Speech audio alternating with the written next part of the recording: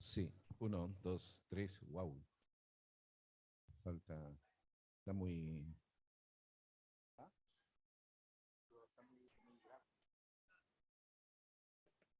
Uno, dos, tres, dos, uno, sí. Probando sistema de amplificación. Está muy graves. Sí, está bien. Y uno y dos.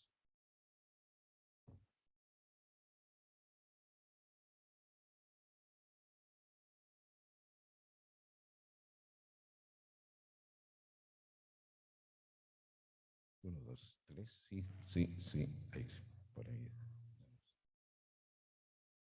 Sí.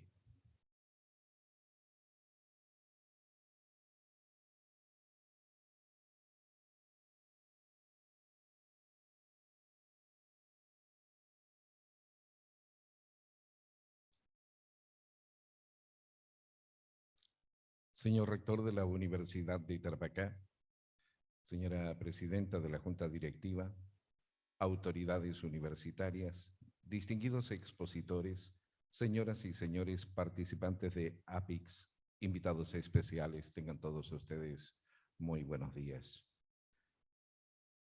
La Universidad de Tarapacá y APIKS Chile le dan la bienvenida a todos los presentes y a quienes nos están siguiendo a través de nuestras plataformas institucionales como es UTAPlay de YouTube y Facebook, a la inauguración de APIKS Chile Conference 2023.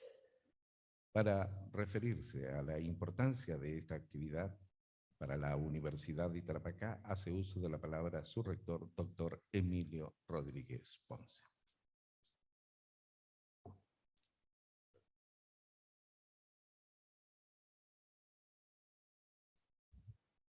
Muy buenos días. Quiero saludar a todas, a todos los presentes. Agradecer a APIKS como organización internacional por la confianza en nuestra Universidad de Tarapacá para organizar este evento. Estamos muy contentos de hacerlo y también al equipo chileno, también su confianza, este equipo liderado por la doctora Daniela Vélez, la doctora Paulina Berríos, y con la participación de don Sergio Celis, de la profesora Guzmán, el profesor Bernasconi. Así que, primero que todo, muchas gracias. Gracias por confiar y esperemos que esta sea una muy buena jornada para nuestra universidad. Es una forma de abrir un espacio para compartir conocimiento en una sociedad que se basa precisamente en esto y es un espacio también muy importante de diálogo con nuestros académicos, con algunos de nuestros estudiantes de doctorados. En fin, es una forma de hacer universidad. Yo voy a presentar brevemente algunas ideas que me parece que pudieran ser relevantes de cara a dar una mirada general de lo que es la profesión académica en Chile, ¿no? Y esta mirada general va a estar más bien referida a una visión desde la experiencia. O sea, aquí, por supuesto que no hay un estudio empírico específico que concluya lo que yo voy a concluir, pero sí hay un grupo de proyectos que hemos llevado a cabo a través del tiempo, más de 15 años, que dicen algunas de estas cosas y otras que hemos aprendido en diferentes posiciones en las que he participado dentro del sistema chileno en los últimos años, ¿no? Actualmente yo soy rector de la Universidad de Tarapacá, pero además soy vicepresidente ejecutivo del Consejo de Rectores de las Universidades Chilenas. Este consejo es el consejo que alberga a las universidades más importantes del país, son 30, y cada 2 años el consejo elige a su vicepresidente ejecutivo, que en estricto rigor es un primus inter pares, es quien dirige las sesiones del consejo y tiene una serie de atribuciones. Entonces, desde esa mirada es que vamos a tratar de plantear algunas ideas. La primera que me gustaría señalar es que Chile es el país con mayor capitalismo académico en el mundo. O sea, Chile es el país que tiene el mayor capitalismo académico en el mundo. Y uno podría discutir si esto es cierto, cuán cierto es, pero yo quiero dar algunas características del sistema chileno que revelan que efectivamente es el país con mayor capitalismo académico en el mundo. Mire, primero, Chile tiene una educación que es básicamente universal, bordea el 90% la educación superior en el país. Solo un 16-15% de esa educación es impartida por universidades públicas, ¿no? Entonces el sistema es altamente privatizado, pero además en este sistema se compite por casi todo o por todo.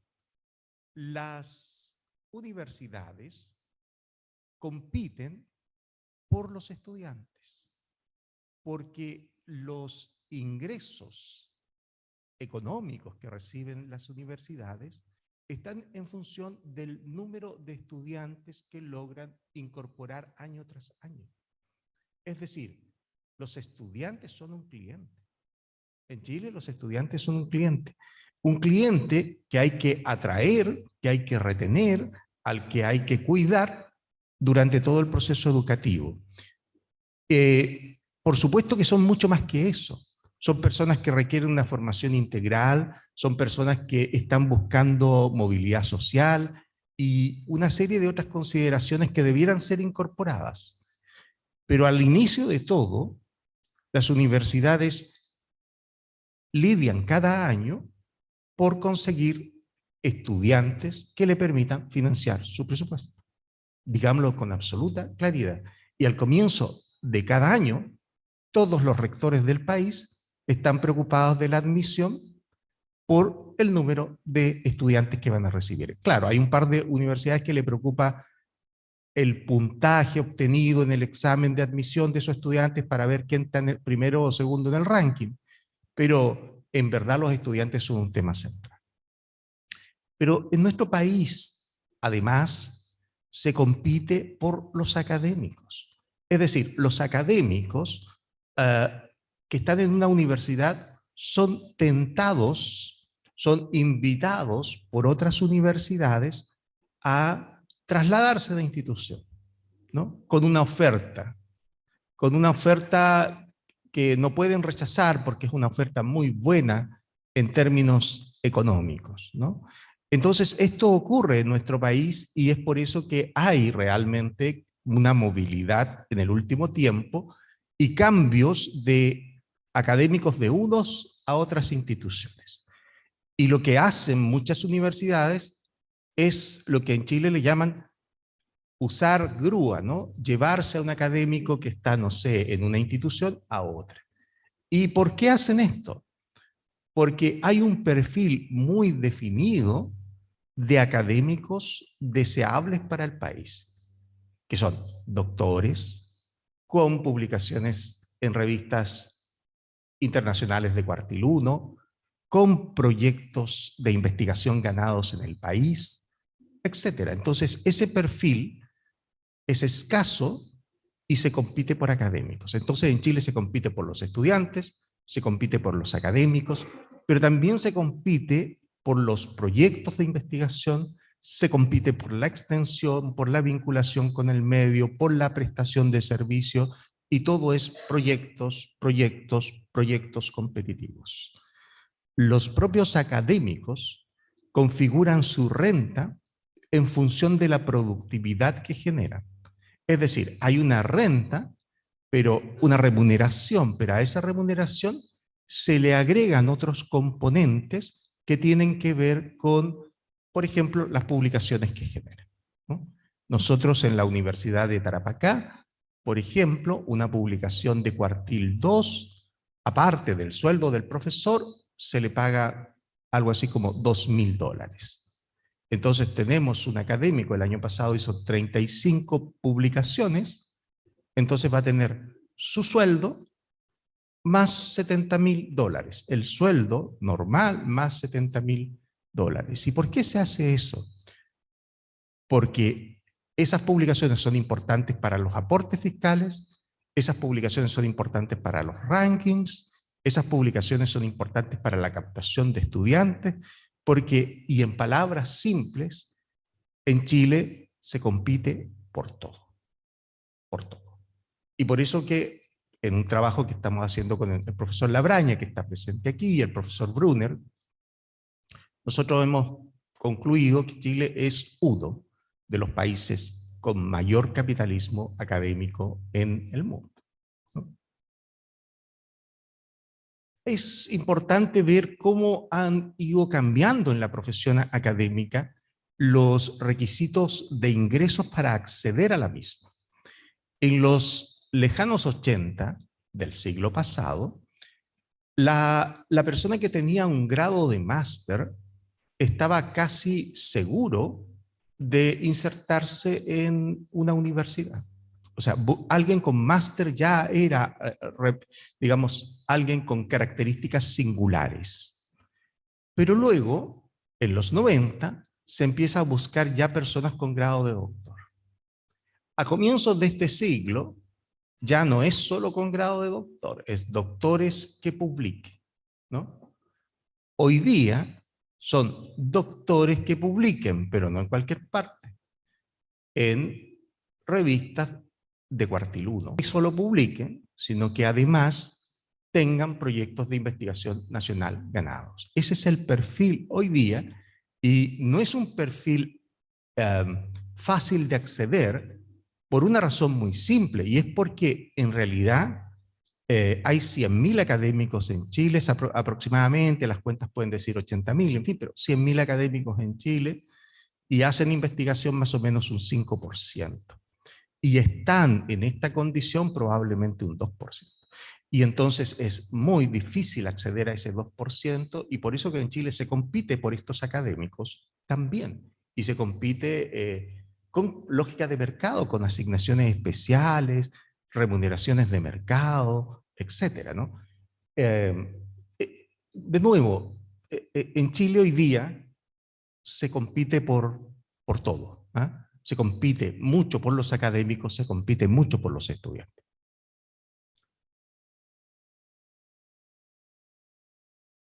Y en la relación mercado, instituciones, Estado, en realidad lo que está mostrando el mercado, al mercado le preocupan los rankings.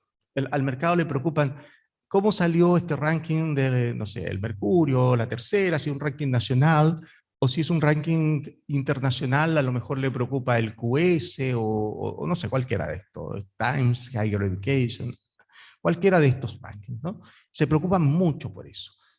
Pero, y se preocupan entonces de tener doctores, de tener publicaciones. Hay universidades que tienen publicaciones de personas contratadas fuera del país, ¿no? Un grupo de profesores que producen España para Chile, desde España para Chile, desde Ucrania para Chile, desde Polonia para Chile, ¿no? Y eso ocurre por el capitalismo académico. Y en verdad se preocupan muchísimo de esto las universidades, y se preocupan de los años de acreditación, porque los años de acreditación permiten acceder a financiamiento con 4 años de acreditación o más, y luego todas como todas lo logran, más o menos, entonces la preocupación siguiente es estar en un nivel de excelencia, y así, esto sí es importante y el mercado sí lo valora. Ahora, el Estado, las señales del Estado respecto a la carrera académica son sumamente claras. El Estado dice que los académicos deben ser doctores, porque si no lo son, el aporte fiscal directo cae. El Estado dice que los académicos deben publicar en revistas WOS, porque si no, el aporte fiscal directo cae. El Estado dice que los académicos deben tener proyectos Fondesit, porque si no, el aporte fiscal directo cae. Y todo esto también lo dice de alguna forma la Comisión de Acreditación, porque estos son los elementos que permiten tipificar una universidad como de mejor calidad, de media calidad, etc. Entonces, ¿qué hacen las instituciones con estos estímulos del mercado y con estos estímulos del Estado? Bueno, hacen lo que tienen que hacer, ¿no? Alinearse. ¿Y cómo se alinean? Con este perfil. Académicos con doctorado que publican Q1, proyecto y tal. Y luego uno se pregunta, ¿y hay alguna diferencia entre que sean jóvenes que se insertan? ¿Hay estímulos para la inserción? Escasos. Si son mujeres, tienen mayor posibilidad, hay política pública que permita esto, escasos, como lo voy a mostrar a continuación. En realidad, la inserción académica en Chile es difícil. Es difícil para los jóvenes, para las mujeres. Y es difícil porque en realidad las universidades hoy día están contratando personas que tienen un cierto nivel de consolidación, ¿no? Y las políticas que existen, que no digo que no la existan, que no digo que no existan, son aún incipientes. O sea, si nos sugiere, por ejemplo, en un proceso de acreditación, en un programa de doctorado, nos dicen, oye, ¿y el enfoque de género dónde está? Bueno, en la exigencia de papers, en los fondos, ahí está. Cuando eso cambie, entonces cambiamos las condiciones de contratación. Si eso no cambia, entonces no podemos cambiar las condiciones de contratación, porque usted puede tener contratado a grandes talentos juveniles en la academia, pero si no tienen estos elementos, no es positivo, digamos, para el programa. Entonces, son exigencias elevadas, creo yo, y en el caso del Ministerio de Educación, no hay en el aporte fiscal directo hoy día señales claras que vaya a cambiar, no obstante hay un desafío de repensar todo el sistema de financiamiento. Ahora bien, desde el Ministerio de Ciencia y Tecnología sí hay algunas señales que comienzan a incorporar políticas públicas en torno a lo que es la incorporación de mujeres y jóvenes en la academia. Entonces, pero en general, como digo, la visión más gruesa es que hay un sistema que es duro para la inserción de jóvenes. La integración no es fácil. Es más fácil para alguien que está en la mitad de la carrera o incluso en el final de la carrera cambiarse de lugar que un joven o una joven se inserte, ¿no? Por ejemplo, en la Universidad de Aysén llegaron profesores que estaban terminando su carrera en otros lugares. Aquí mismo, nosotros a comienzos de siglo, incorporamos personas que estaban terminando su carrera en Colombia, en la Chile, en otros lugares, y se vinieron con 60, 65 años y siguen siendo muy productivos, ¿no? Entonces, las universidades apuestan sobre seguros, sobre datos concretos que se tienen que generar. Y eso hace que no sea sencillo, entonces, tener una posición estable, porque hoy día hay de alguna forma posiciones que no son estables, son posiciones que tienen rentas muy bajas, particularmente en Santiago, con una carga docente muy alta y la renovación de los contratos no está asegurada, ¿no?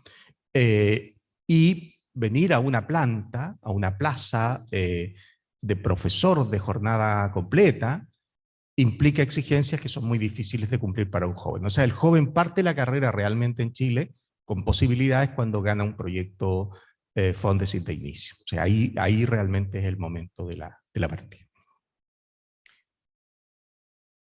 Hay algunos incentivos para carrera temprana y efectivamente el Ministerio de Ciencia tiene hoy día un rediseño de su mirada de largo alcance, sobre todo lo que dice relación con descentralización y en lo que dice relación con la incorporación de mujeres a la ciencia, y en consecuencia pareciera ser que por aquí también se va a avanzar. Les quiero contar que en esta lógica de mercado, estos datos son estimados. Las remuneraciones por posición varían muchísimo en el país, ¿no? Un profesor asistente puede ganar $2.000 al mes, que lo gana, que hay varias universidades que pagan eso, o puede llegar a poco más de $4.000 al mes, ¿no? Entonces, ¿qué hace la diferencia? Simplemente la escasez relativa de profesores en el lugar. Por ejemplo, en un lugar como este, tenemos mayor escasez relativa de profesores y por lo tanto nuestras remuneraciones se acercan más al rango superior que al inferior, que es Santiago, donde las rentas en algunas instituciones privadas son realmente muy bajas, básicamente porque hay una gran cantidad de doctores allí también. Un profesor, esto es mensual, ¿no? Son $24.000 entre 24 y $48.000 al año. No sé ajustar eso por el poder de paridad de compra, no sé cómo estará ahora, pero eso son remuneraciones brutas. Un asociado entre 36.000 y 72.000, eso es lo que gana más o menos en Chile, una gran variación. Y el titular, lo menos son 48.000, creo yo, y lo más deben ser 110.000 aproximadamente, ¿no? Lo que muestra esto es que realmente las remuneraciones son competitivas en el rango superior con otras funciones dentro de la sociedad, pero en el rango inferior no necesariamente, y hay una gran varianza. Y esa gran varianza tiene que ver básicamente con la escasez relativa de doctores, ¿no? Hoy día, por ejemplo, hay instituciones en Chile que están haciendo ajustes de 60 personas, otras que van a hacer ajustes de, me decía el rector, 400 personas. ¿Por qué? Porque como todo depende de la economía, y la economía es el presupuesto, y las instituciones tienen que autofinanciarse, las instituciones ajustan sus plantas académicas en función de sus ingresos, que dependen de los estudiantes y en parte del presupuesto fiscal. Entonces es un modelo muy competitivo, muy economicista, donde muchas de las decisiones pasan por las condiciones presupuestarias.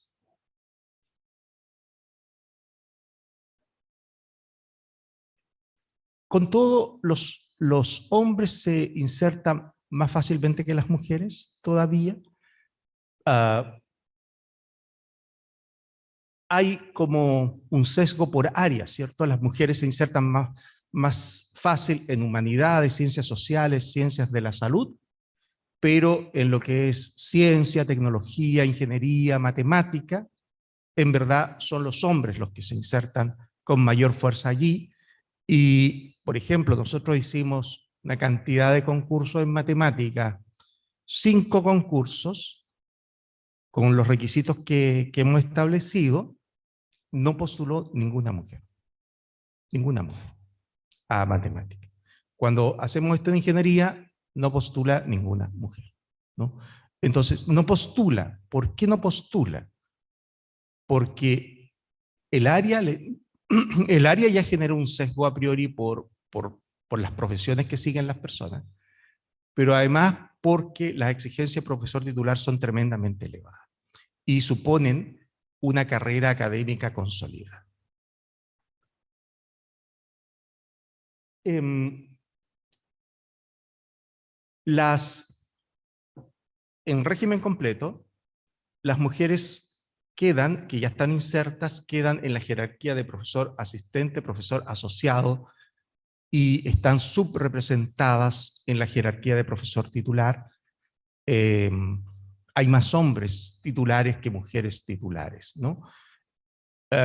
Y no hay políticas que estimulen la carrera académica femenina y que consideren algunos elementos críticos, como salvo en el caso de ANIT, insisto. Yo creo que la que más ha avanzado en esto es el Ministerio de Ciencia.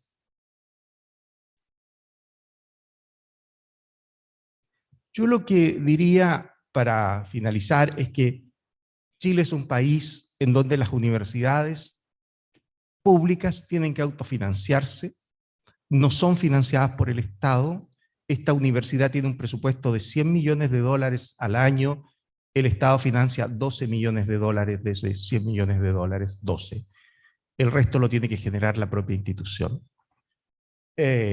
Y eso genera entonces, o condiciona, a que todo el sistema esté en la búsqueda de ingresos, en el cumplimiento de indicadores, en la contratación de personas que en realidad tienen que tener un cierto nivel de productividad, y hay detrás de toda esta lógica economicista un gran reduccionismo, y es cómo se hace academia de largo plazo, reflexión de ideas, incorporación de quiebres conceptuales, cuando todas las medidas son de corto plazo y lo que estamos haciendo es papers, Q1, proyectos Fondesit, lo hizo, no lo hizo. Entonces, ¿realmente hacemos universidad de esta forma, con este modelo?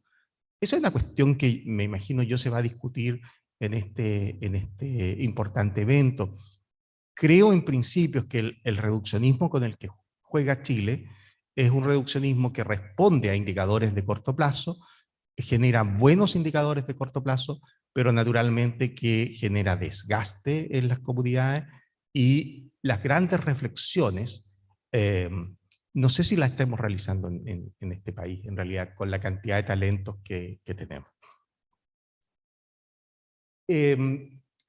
Nada, el aseguramiento de la calidad también empuja hacia el logro de objetivos, ¿no? O sea, liquidez, solvencia, crecimiento, número de papers, Q1, Q2, etcétera. No es tan así, no es tan así, pero es así. Porque en realidad, cuando tú empiezas a hacer análisis cuantitativo, te das cuenta que finalmente hay correlaciones que son altísimas entre los años de acreditación y algunos indicadores específicos, ¿no? Pero no es tan reduccionista como yo lo estoy planteando probablemente, aunque sí es una simplificación de la realidad desde la perspectiva de lo numérico, lo económico. Luego yo digo que, en verdad, hay esfuerzos, el Ministerio de Educación va a hacer esfuerzos, la Comisión de Acreditación está haciendo esfuerzos, el Ministerio de Ciencia también, pero hoy día, la inserción de la mujer en la profesión académica es difícil en este país, es realmente difícil.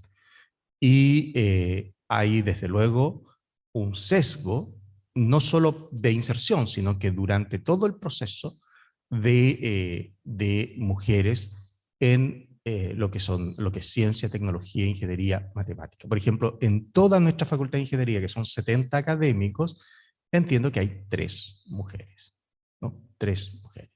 Y hacemos un concurso y no postula ninguna, ¿no? Entonces, yo quería simplemente compartir estas ideas con ustedes. Sé que son ideas generales, están basadas más que todo en la experiencia, y fundamentalmente volver a agradecer la confianza por depositar en nuestra universidad, y la alegría y el privilegio que significa organizar en Arica APIKS 2023. Muchas gracias por su tiempo.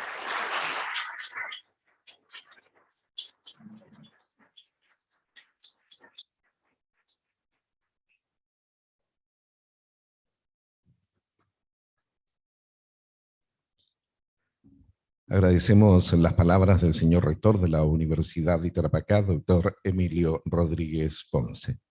Seguidamente hará uso de la palabra la doctora Daniela Vélez, coordinadora internacional de APIKS Chile.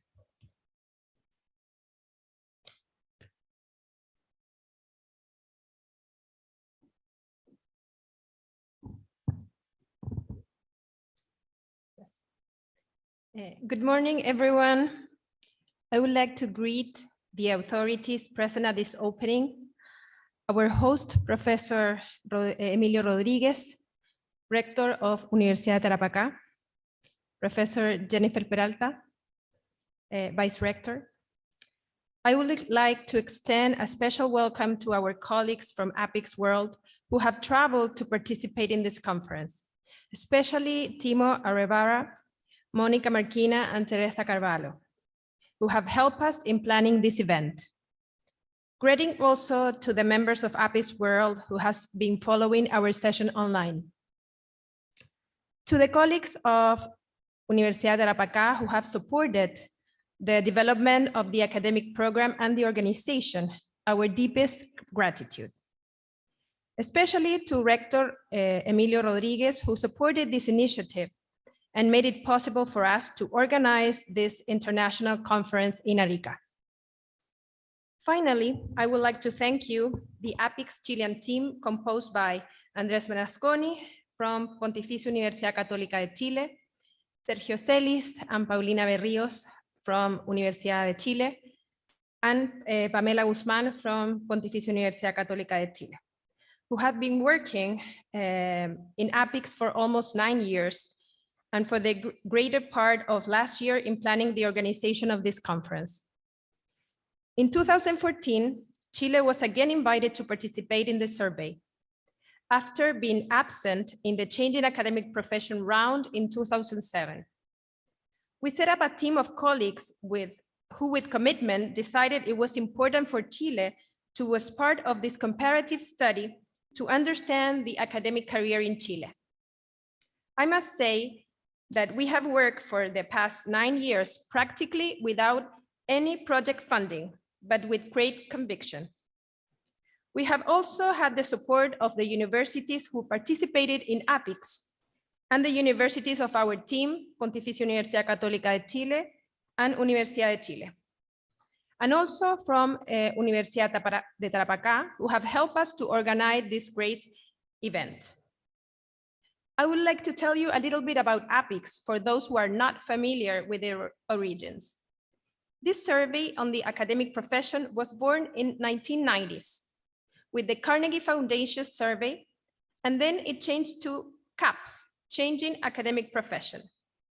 And now it's called APIKS, Academic Profession in the Knowledge Society. It brings together more than 20 countries that apply the same survey during 2018 and 2019, translated and adapted to the local reality. It's important to recall that Chile was not present at CAP, but was part of the countries that participated in APIKS and the original Carnegie survey. For the APIKS survey, 16 Chilean universities representative of the institutional diversity of our sector were invited to participate, including in state universities from CUET, private universities in the Council of Rector CRUT, also known as G9, or traditional university, and new private universities. At the end, 11 universities agreed to participate in the survey. The application of the survey was carried out between the second semester of 2018 and the first half of 2019.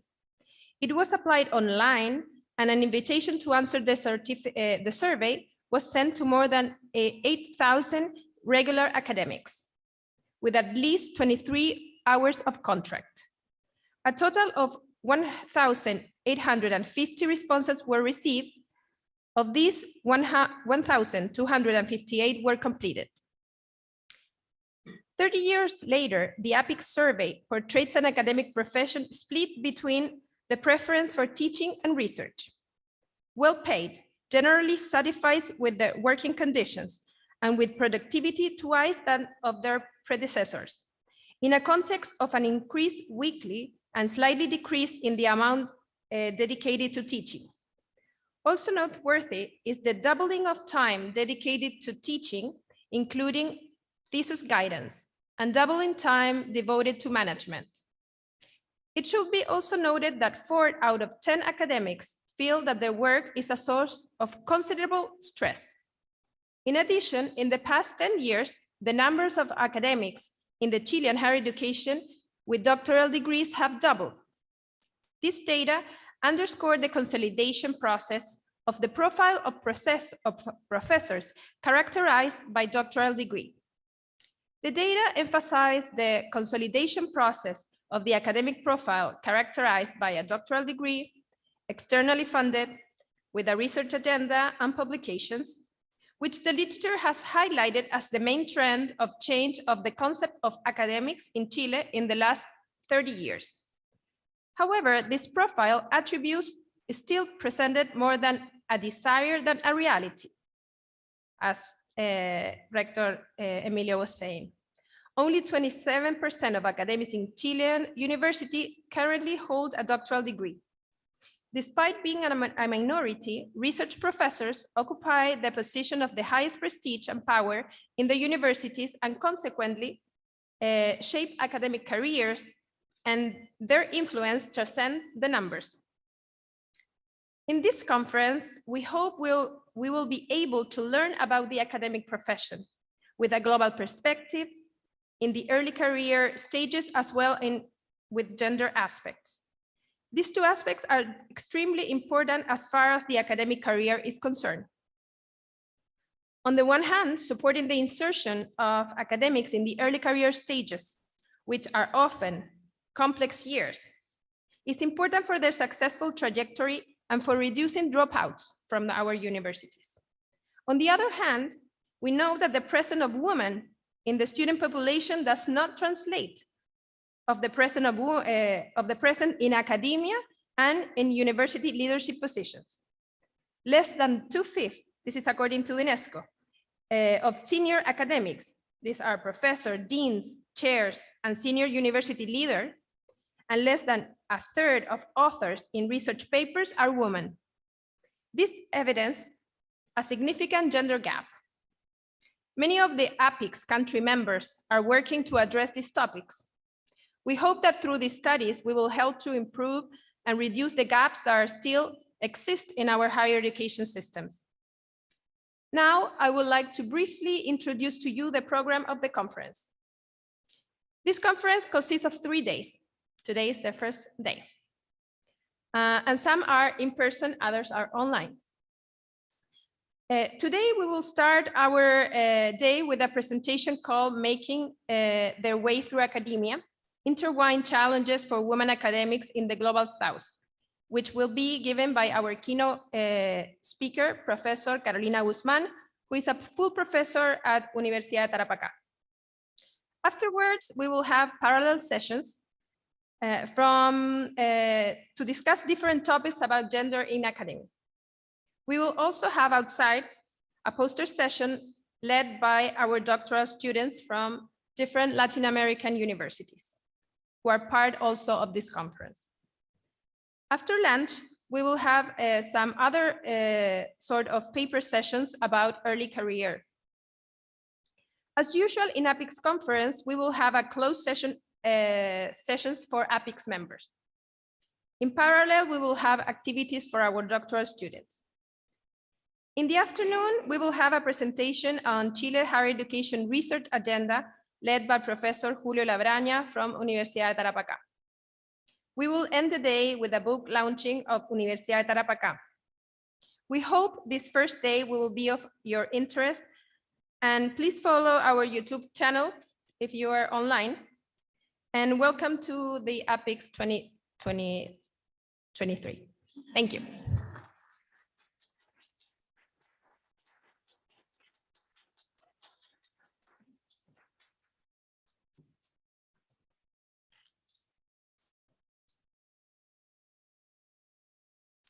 Iniciaremos estas conferencias con la doctora Carolina Guzmán Valenzuela de la Universidad de Chile. La profesora Carolina Guzmán Valenzuela ha estado dedicada al estudio de la educación superior por los últimos 12 años. Ha estado dirigiendo la investigación del rol de las universidades en el siglo XXI. Actualmente está liderando el Proyecto Nacional de Producción de Conocimiento en las Ciencias Sociales y Humanidades en Latinoamérica, financiado por Fondesit Chile.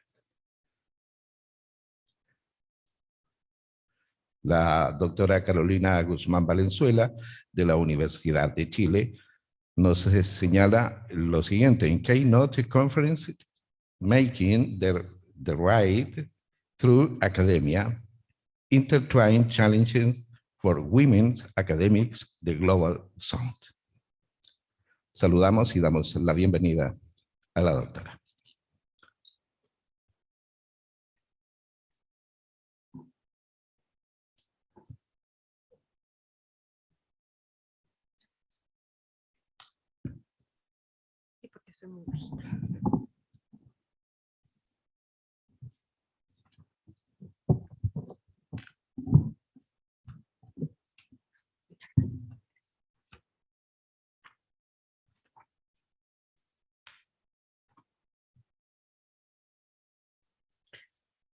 Good morning, everyone. I'm very happy to be here.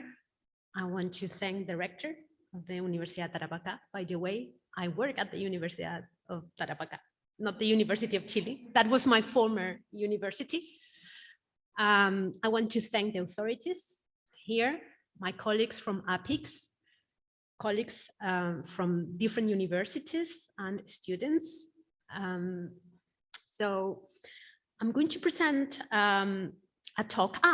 By the way, I need to thank my two research assistants, Carolina Gomez and Andres Rojas Murphy, who really helped me to collect some data I'm going to share with you. So my presentation is entitled Making Their Way Through Academia, Intertwined Challenges for Female Academics in the Global South. And with the first slide, I want to show the diversity that we are hoping and expecting for universities, different colors, different size.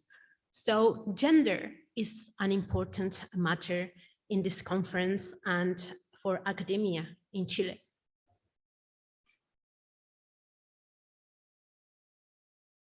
I'm not sure whether this works.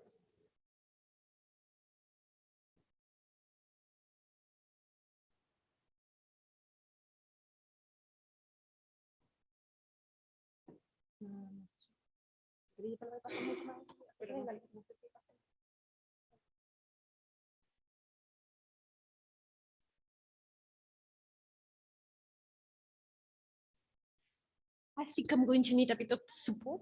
No? Okay, so I'm going to start with different events or facts in order to get your attention. In 2005, in an economics conference, Harvard President Lawrence Summers made several remarks about women in science and engineering.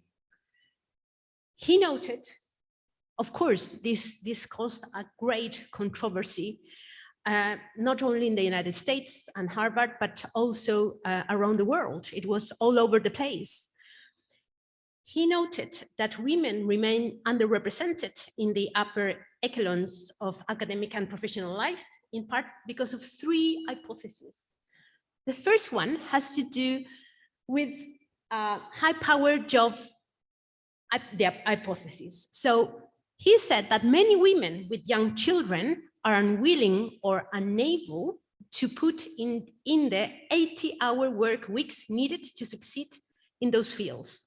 They are less likely than men to work the long hours expected for advancements in their careers. The second one was the one that caused a lot of controversy and is related to intrinsic aptitude. He pointed to the generally greater variability among men compared to women in tests of cognitive abilities, leading to proportionally more males than females at both the lower and the upper tails of the test scores distribution. When he said that, several women, female academics in the room, walk away. And the third one had to do with different socialization patterns and discrimination. And he sensationally said, so I think, while I would prefer to believe otherwise, I guess my experience with my 2.5-year-old twin daughters says something. They were not given dolls, but they were given trucks and found themselves saying to each other, look, Daddy Truck is carrying the baby truck. And I think this is just something that you probably have to recognize. He also played down the impact of sex bias in appointments to academic institutions. Interestingly, during Professor Summers' presidency, the number of tenure jobs offered to women had fallen from 36% to 13%. And in 2004, only 4 out of 32 tenure jobs were offered to women. So let's go to 2014, Royal Society, and the outcomes for the Royal Society in the UK were published, and again, they caused a lot of noise. And you can see here that very few women, I don't know whether this is working, but is highlighted in red. So very few women apply for the awards, but only 2 got the awards. What is interesting here is that the president of the Royal Society in those days went into the media, and he said that they were going to do something about this. And I'm going to come back to the Royal Society when, if possible, we will watch a video with some recommendations to change academia. So to be honest, I was very struck by this data in the UK. So I decided to Google the kind of Royal Society in Chile, the Chilean Society of Science. Today, 2023, only 5 out of 36 full members are women. So it seems that things are changing around the world. It seems that things are changing in Chile, but very slowly. This is an interesting change in Chile. Right now, there are 5 female rectors who belong to the Council of Rectors. As the rector mentioned, the Council of Rectors involve the 30 universities of Chile, both public and private, and they are the most traditional universities. So right now we have 5 female rectors, all of them in public universities. That says a lot. And second, and which is even, I think is as much important as having female rectors, is that the name of the Council of Rectors has now changed. In Spanish, we use feminine nouns for rectors. So we have rectores and rectoras. So now, a few days ago, this name has changed, and we are very proud about this change, and we have to celebrate. So, as I said, even though things are changing, inequity remains in academia. And events such as like this Harvard incident or movements such as the Me Too movement, or what is happening right now in Iran, for example, are important movements that trigger changes of the structures in academia that otherwise would remain the same. I want to check some data about higher education. According to the UNESCO, all the regions of the world have seen a considerable increase in female enrollment in tertiary education. It has tripled between 1995 and 2018. Women are overrepresented in tertiary education enrollment in 74% of the countries with available data, as well as in all regions except for sub-Saharan Africa, where men are overrepresented. You can see here that Latin America is performing quite well regarding tertiary education.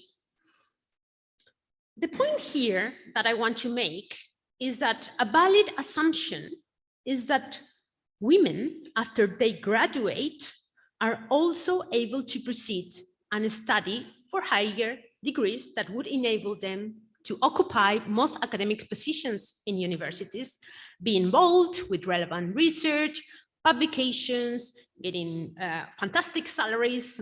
However, this is not the case.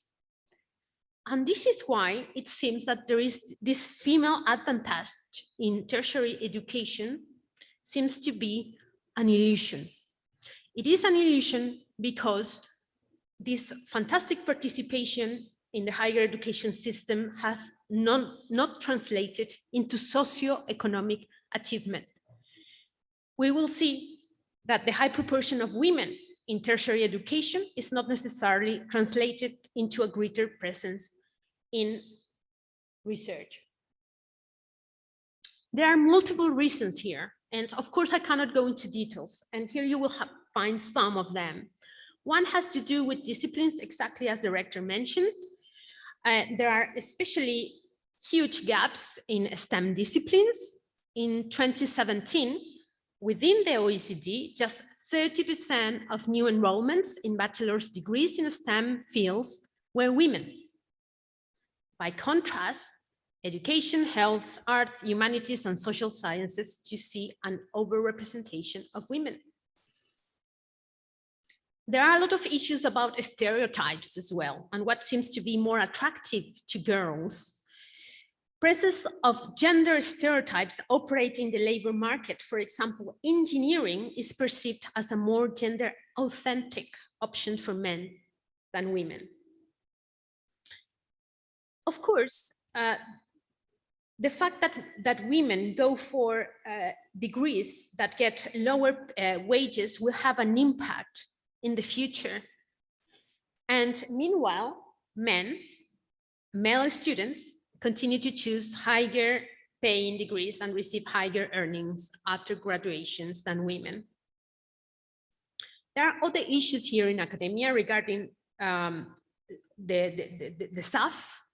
There is a failure of universities to recruit, retain, and promote women academics, with unconscious bias being a key issue. And I'm going to highlight the concept of unconscious bias, and I'm going to come back to that concept again and again in this presentation. Another interesting concept is the leaky pipeline. You can see an image there. Because female academics tend to abandon academia at an early stage. And there are personal factors, but also institutional and more structural factors acting together so as to push female academics away from pursuing an academic career.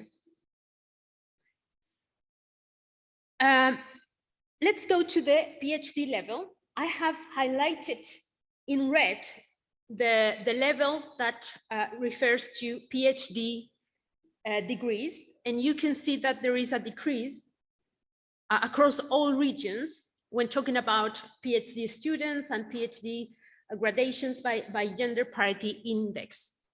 However, we can see that Latin America is not performing terribly bad, and of course, Central Asia is performing quite well. So for the doctoral level, all regions exhibit a gender parity index below 1, which means an overrepresentation of men, except for Latam and Central Asia. Let's go to Chile. I'm going to refer to Chile all the time. In blue, you can see women. In orange, you can see men. And of course, you can see an overrepresentation of men from 2013 until 2021 for both first year enrollments and then graduation rates. There is a very, let's say, short increase, or it is very slow increase in the number of PhD female students in the system. But this gap is even more evident when we see the second image. Is in Spanish, but perhaps you can read a bit the data there. In green, we have men. In kind of orange, we have women. And you will see that in technology, administration and business and law, there is an overwhelming representation of men.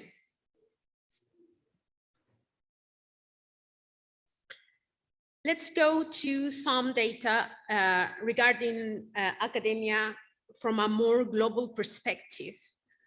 According to the UNESCO, just 30% of the world's researchers at universities are women. While a growing number of women are enrolling in university, as I mentioned before, many are forced out at the higher levels. What is interesting is that the regional averages for the share of female researchers for 2017 was around 48% for Central Asia, 46% for Latin America. Again, Latin America is, I think, is in a good position. 41% for Arab states, 39% for Central and Eastern Europe, and only 33% for North America and Western Europe. And of course, these are global data, broad data, but we can see some surprising exceptions. For example, in Myanmar, women account for 76% of researchers, compared to the Netherlands with just 26%.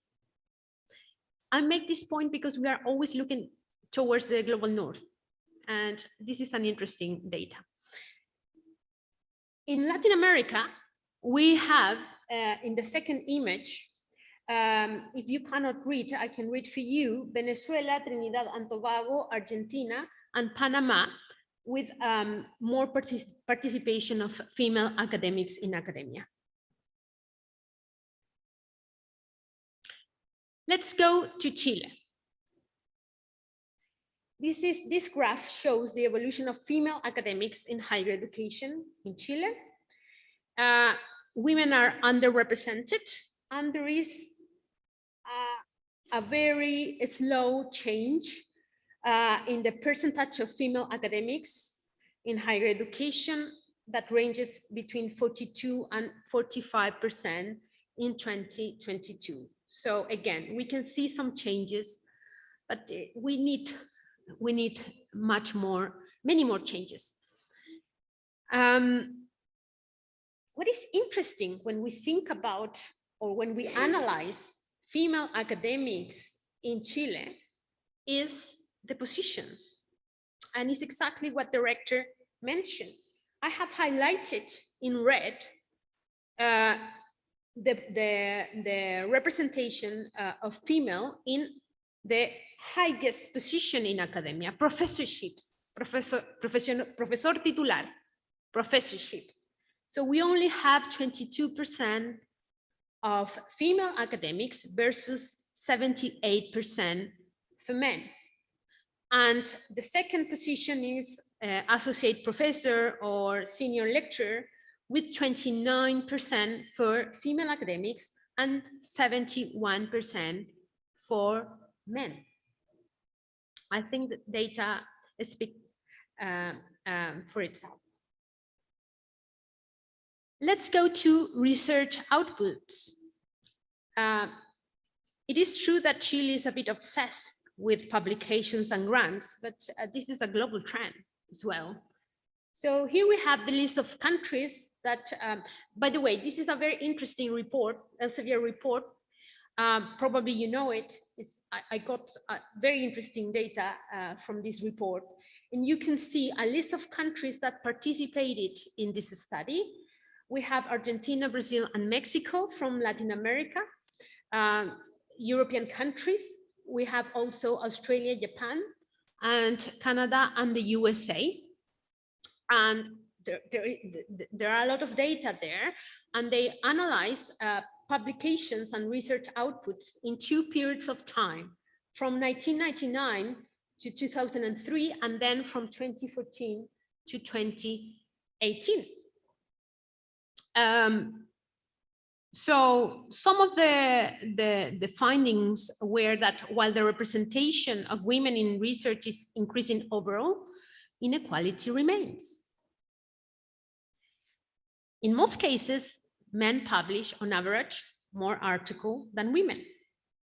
However, the case of Argentina stands out. It seems that Argentina has made an incredible progress in these 2 periods of time. Again, this is a celebration. Differences in men and women's academic publications rates persist and are most pronounced for publications in top journals.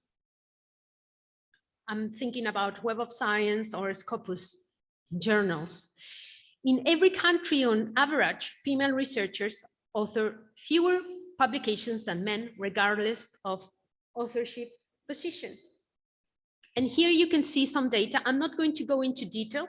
I'm just going to share some key ideas. Across all countries, the population of corresponding authors and last authors consisted of slightly more men compared to the total author population.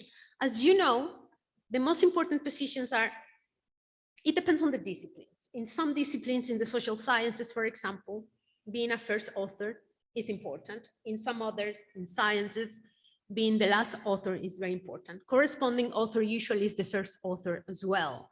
So it depends on the disciplines, but these are the main ideas. The least difference in the average number of publications by women compared to men is observed among first authors. Another interesting finding was that men are more highly represented among authors with a long publication history, while women are highly represented among authors with a short publication history. We are going to talk about that in a paper we are going to present with my colleague Lorena Ortega in a little while regarding education. This suggests a relationship between authorship position and author seniority. So that means that female academics are less senior. And another important finding was that in every country, the percentage of women who publish internationally is lower than the percentage of men who publish internationally. As you know, international publications, in English, of course, have more citations, more visibility. So they get more citations. Let's go to Chile again. And here I'm presenting the 50 most productive authors of academic articles by area of knowledge and gender. And you can see the huge gaps, especially in engineering and technology. Men are in blue, women are in orange. Also in the natural sciences, there is a huge gap. And interestingly, there is an important gap in the humanities.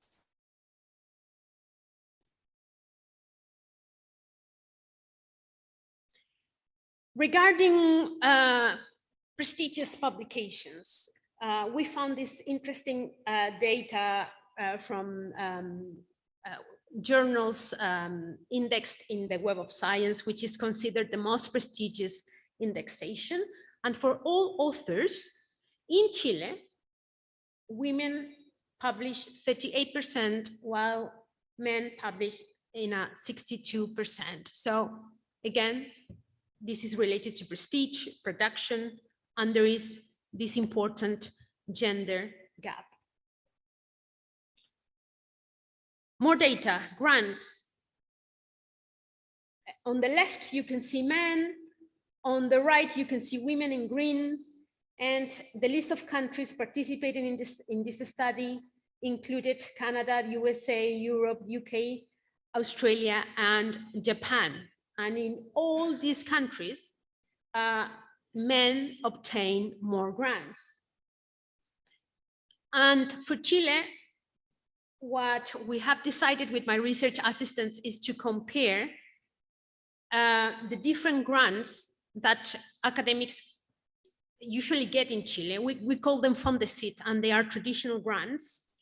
And on the left, you have postdoctoral grants. In the middle, you have grants for early careers academics. And on the right-hand side, you have grants for more senior researchers.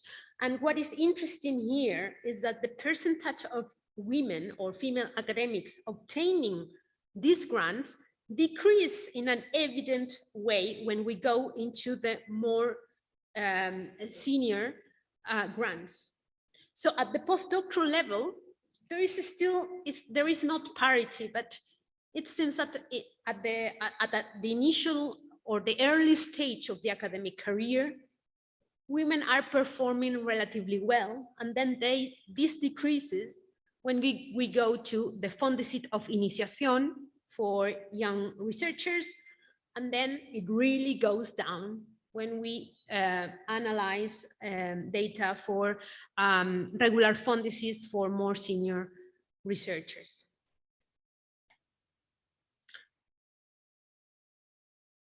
Data are important, but perceptions as well. Again, from this Elsevier report, I found this fantastic grid with 8 clusters of different points of views about gender. And they conducted a wonderful survey with more than 400 academics from all around the world at different academic stages. And then around 200 also provided responses for open questions. And then they decided to interview 25 academics. And I cannot go into detail because it's quite complex, but I really like this grid that goes from indifferent men and women who are not interested at all on the matter of gender to what they call open-minded men are discouraged women. So in this grid, you can see 2 axes.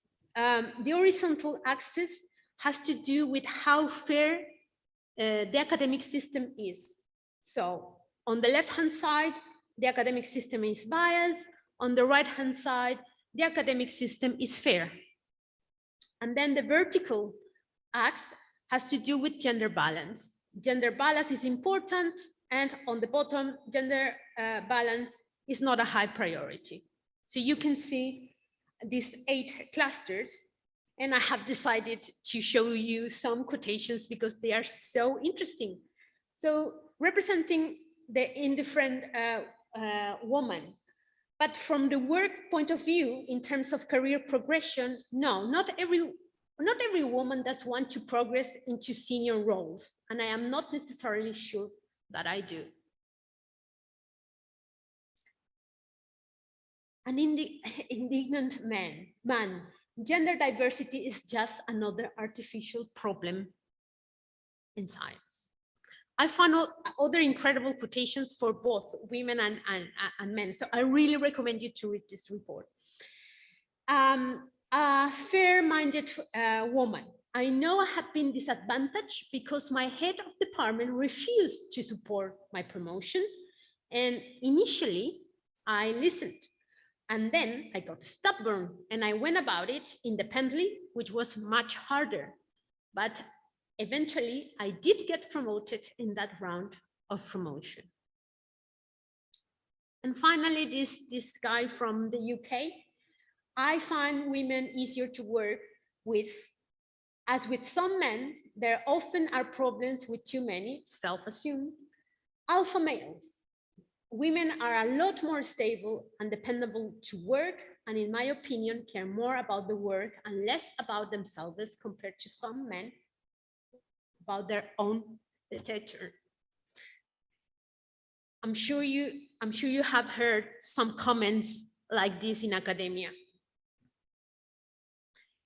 So what I want to share now is a very short video about the concept of unconscious bias. I found it, you can find it in YouTube from the Royal Society. I really liked it. What I don't know is whether I don't remember whether I can just click on it and that's it.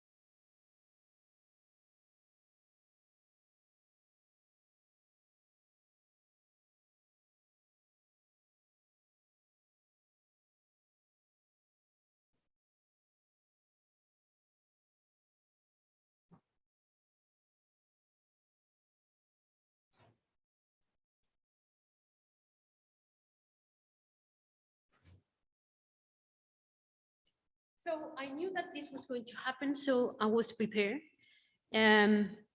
Technologies always fail. But I'm going to come back to this video because I got some ideas to change the academia from the video and from other literatures.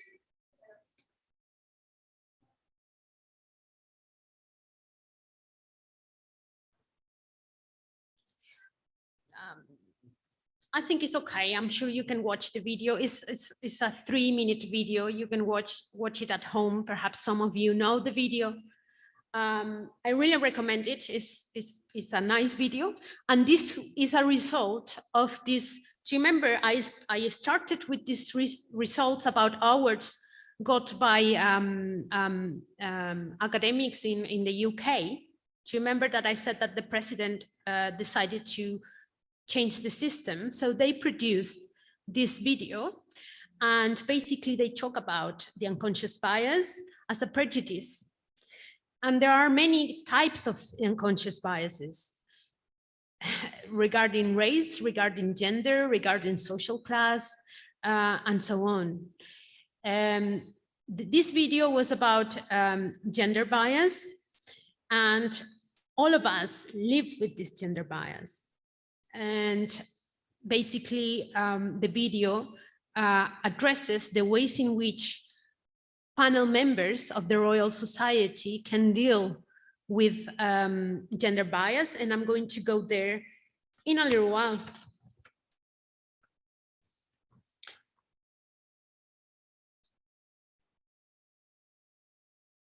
Unconscious bias is an important concept in academia. It's very present in recruitment and promotion. According to the Elsevier report, 38% of women and 13% of men said there is a lack of gender balance in their field because there is a bias or discrimination in recruitment, hiring, and promotion processes. And I found this, and I thought it was so interesting.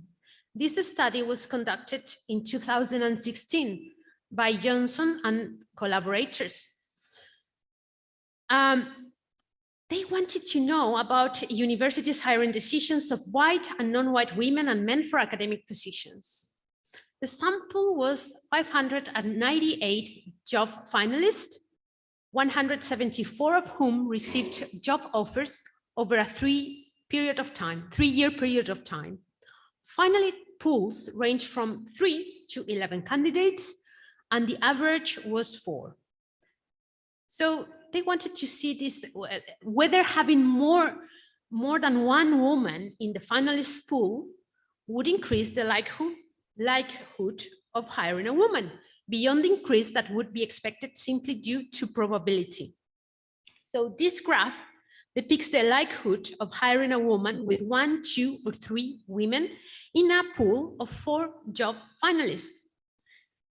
When there is only 1 woman, she does not stand a chance, 0, of being hired. But that changes dramatically when there is more than 1. Each added woman in the pool does not increase the probability of hiring a woman. However, the difference between having 1 and 2 women seems to be what matters. So managers can take notes about this, and we as academics as well. There are different factors that act against women and promote this gender bias against women.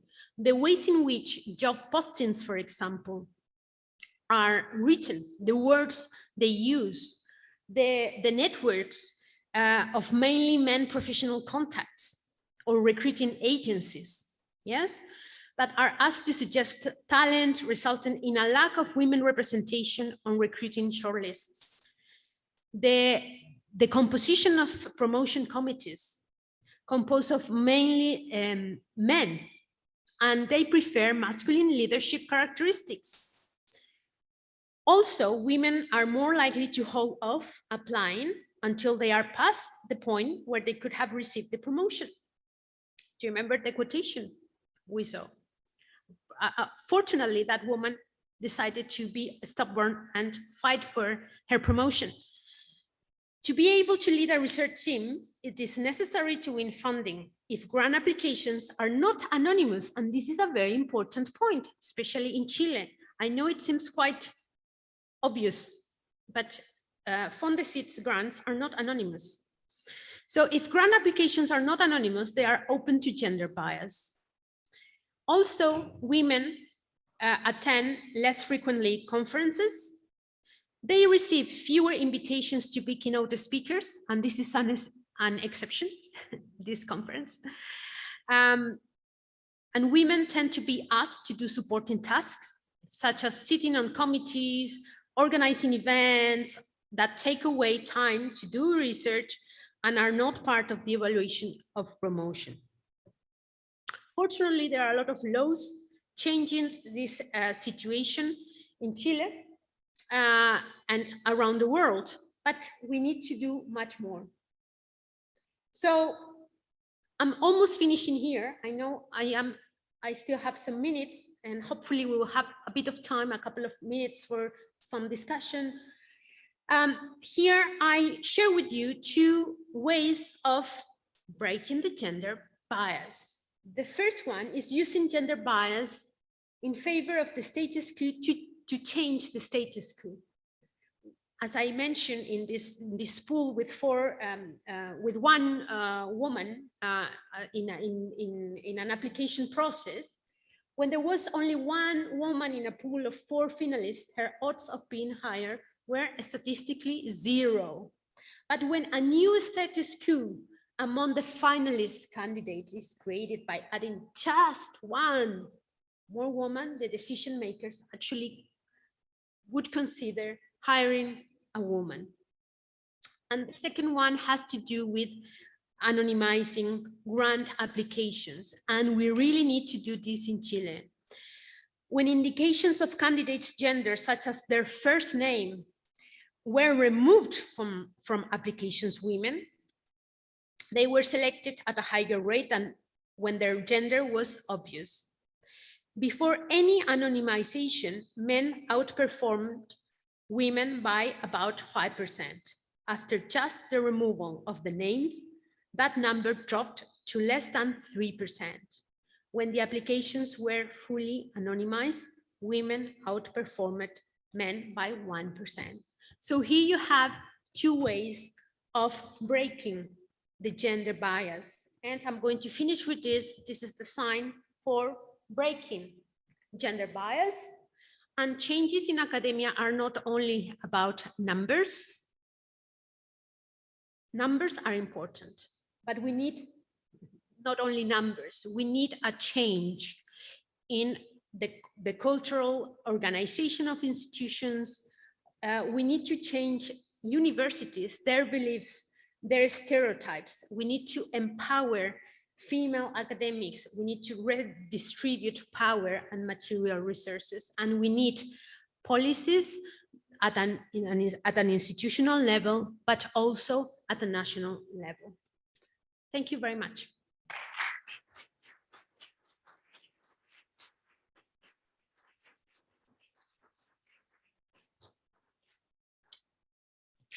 Not sure whether, not time for questions. Okay. We can have a conversation during the coffee break. Yeah.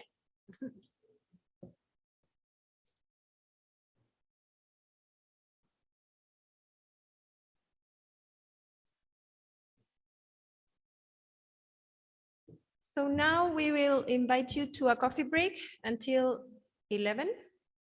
And then we continue with the program. Vamos a un coffee break y volvemos a las 11 de la mañana, así que seguimos con el programa. Gracias.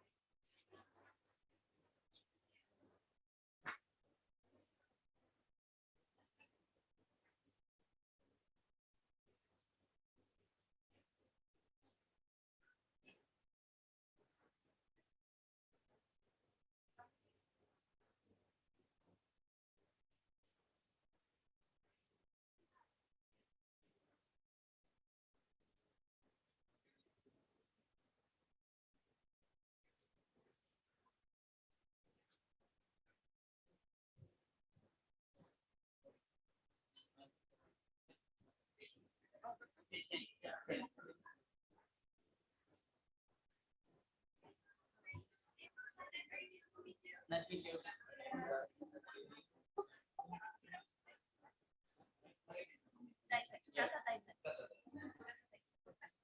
Yeah. Am I saying it right? Good. Good Japanese. Good Japanese. Yeah.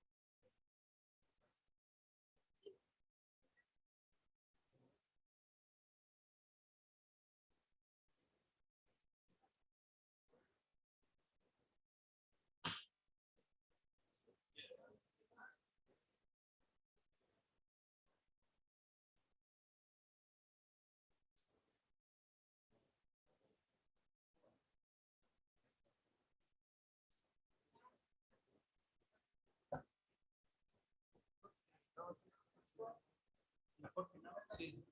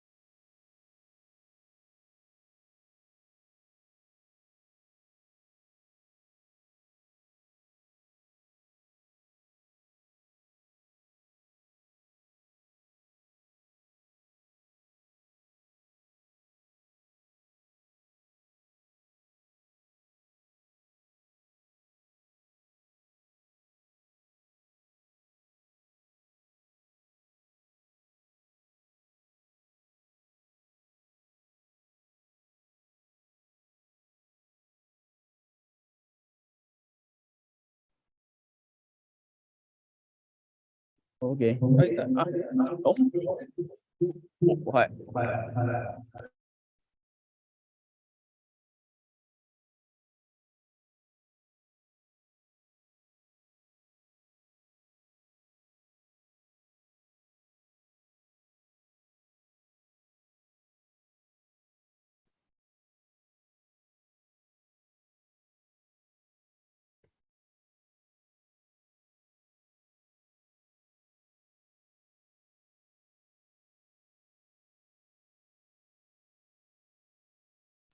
お、有本先生、キム先生、聞こえますか？ Can you hear me? 聞こえます。ありがとうございます。私の方で画面コントロールしますので、よろしくお願いします。はい、よろしくお願いします。Dr. Kim, can you hear me?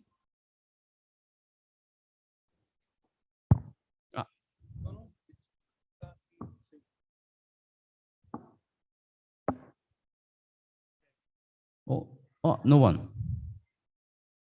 No one. キム先生。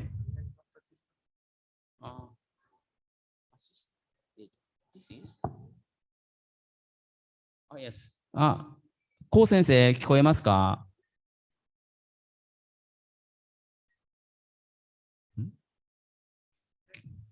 これ、パネル、アシスタント。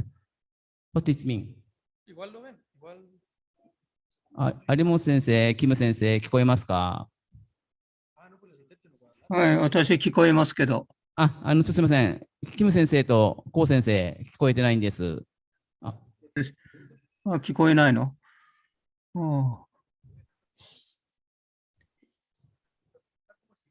アシスタント。We need a permission. What does it mean, assistant? The assistant can speak. Can speak? Can speak? Yeah, can speak. But コウ先生、キム先生、聞こえますか？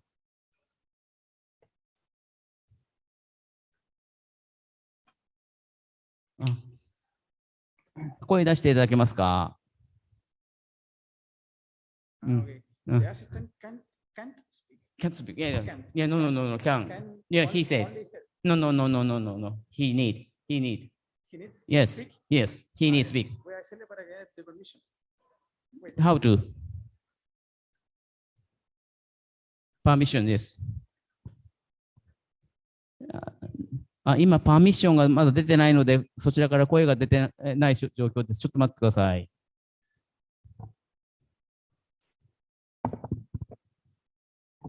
OK。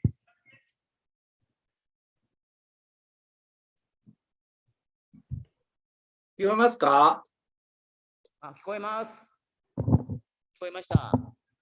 キム先生も今からパーミッション出します。OK。キム先生、パーミッション今出しました。Can you hear me? キム先生。OK。今大丈夫ですかね？ Dr. Kim, can you hear me? Yes, I can hear you. And Yes, now I can speak. now I can Yes, permission to thank you. you. Sorry. 聞こえますか？聞こえますよ。コウ先生聞こえます。画面見えてますか？はいはい。画面はね、ビデオ開始できない。見えてますか？見えてない。こちらからビデオ開始ができない。いやいや、こちらの画面を使って私がコントロールします。じゃあ画面なくてもいいです。ビデオなくてもいいですかね。画面見えてますか？今見えてます。じゃあこの画面で話の内容で私進めますので。はい。僕の名字はね、ちょっとHUANG、N はいらない。名古屋の N は、ないです。僕の名字のところに、名古屋の、N はないですよ。HUANG、真ん中に、名古屋の N はない。すいません、その話は後からしましょうか。はい。はい。名字は間違ってる。プレゼンテーション。名古屋。プレゼンテーションとの話ですか？はいはい。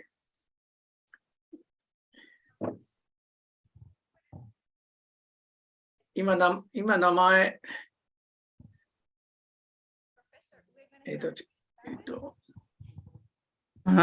コウさんの名前がね、フラングになってるのよ。フラングになってるのよ。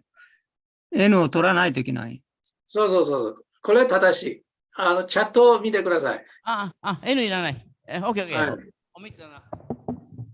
ごめんなさい。意味がわかりました。名古屋の N。これね。出る。What is delete? Delete. Please delete. N delete. Cut. N cut. Where is cut? This one that you want to see? Yes. Okay. So what we have. はい、どうも。Thank you. すいません。よく意味がわかりました。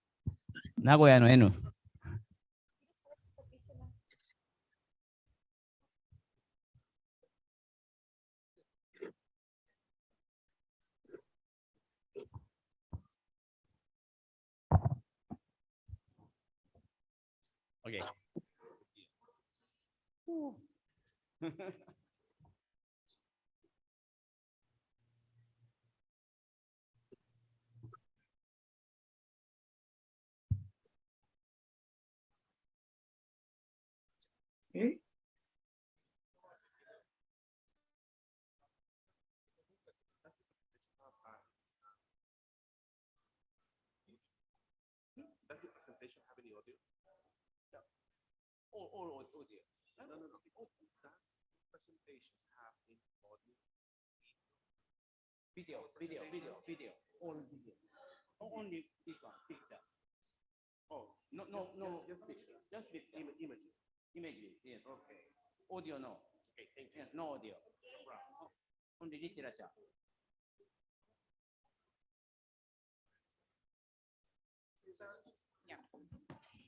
Well, les voy a invitar a que vamos pasando. Take your seat. Bring your body here and your mind and heart.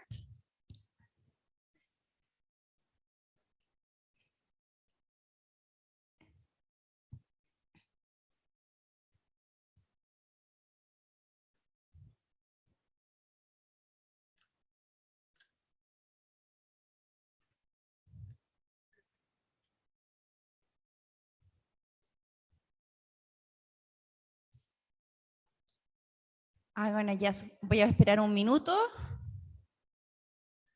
Contado. Bien. Muy buenos días. Good morning, everyone. What a pleasure to have you here.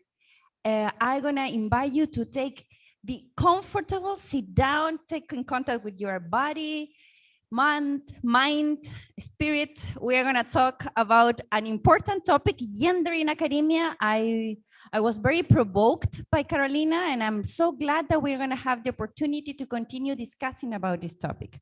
And today we have a session, an international audience is watching us through YouTube, and colleagues from South Africa, Japan, are also connecting to participate in this conversation, thanks to technology that allow us to be connected.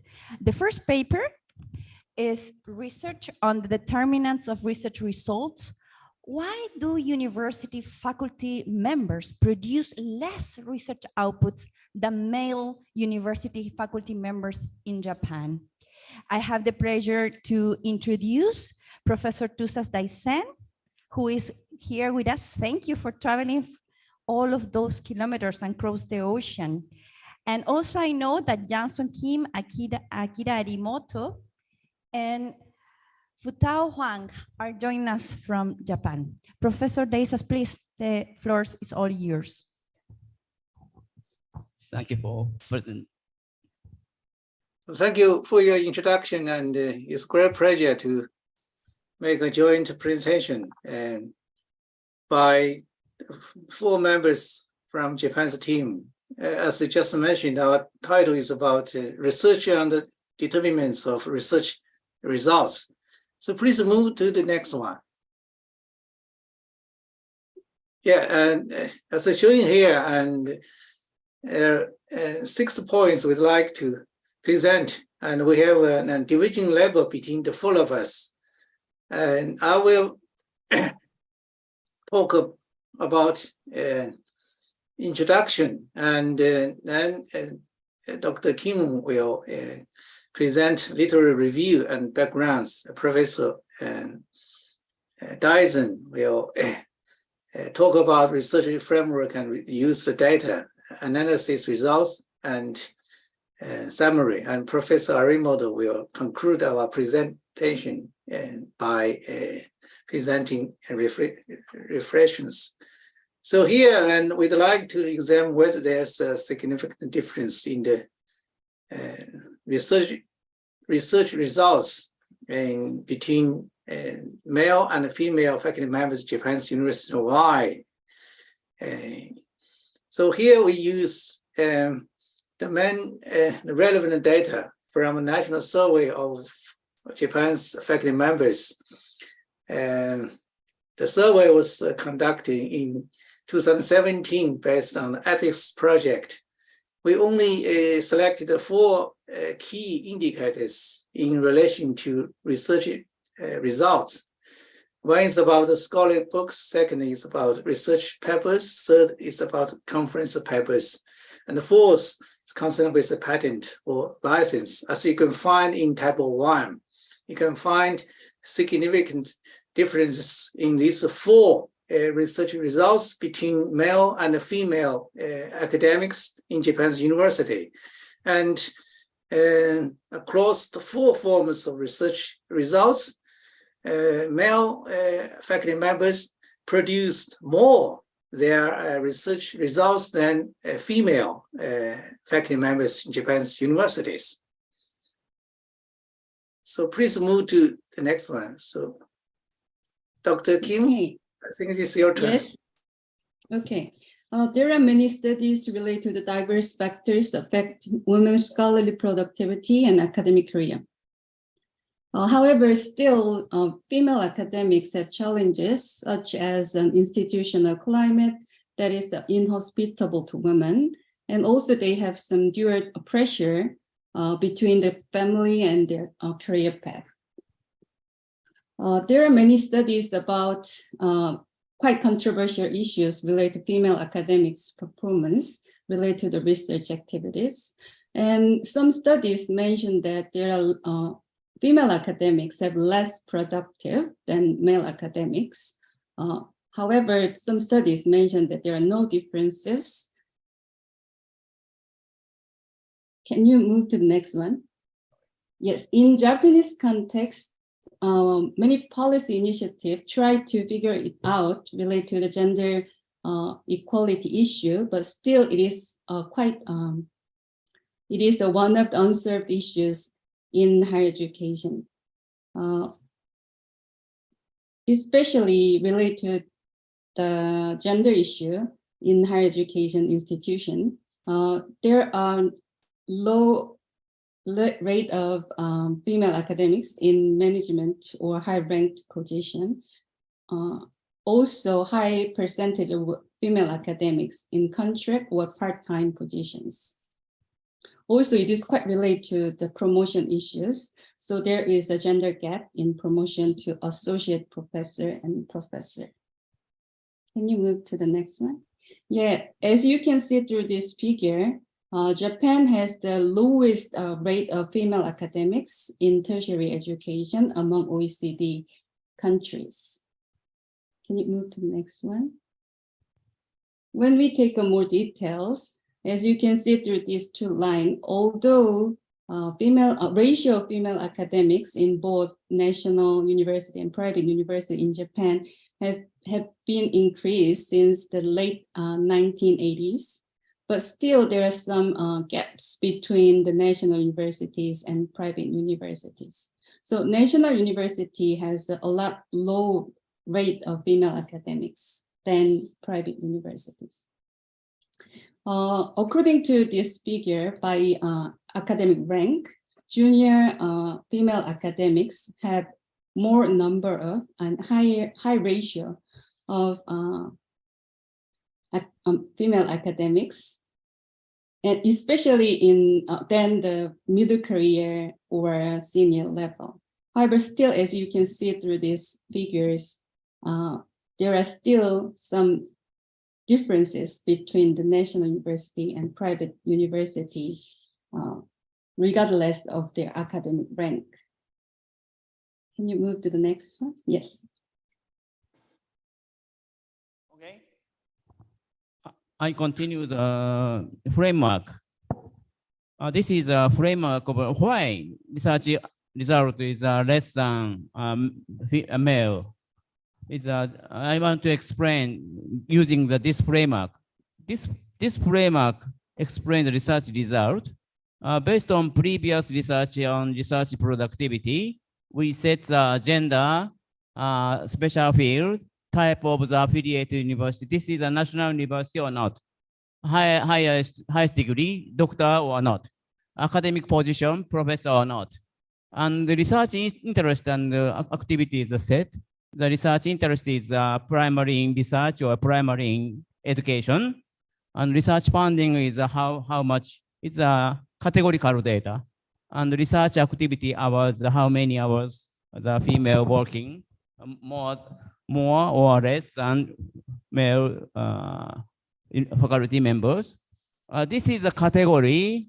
Gender is 1 is a male and 0 is a female, and so on. So, specialized field is included in the humanity, social sciences, life sciences, natural sciences, engineering, agriculture. Not in medicine. Medicine is a very complicated special field.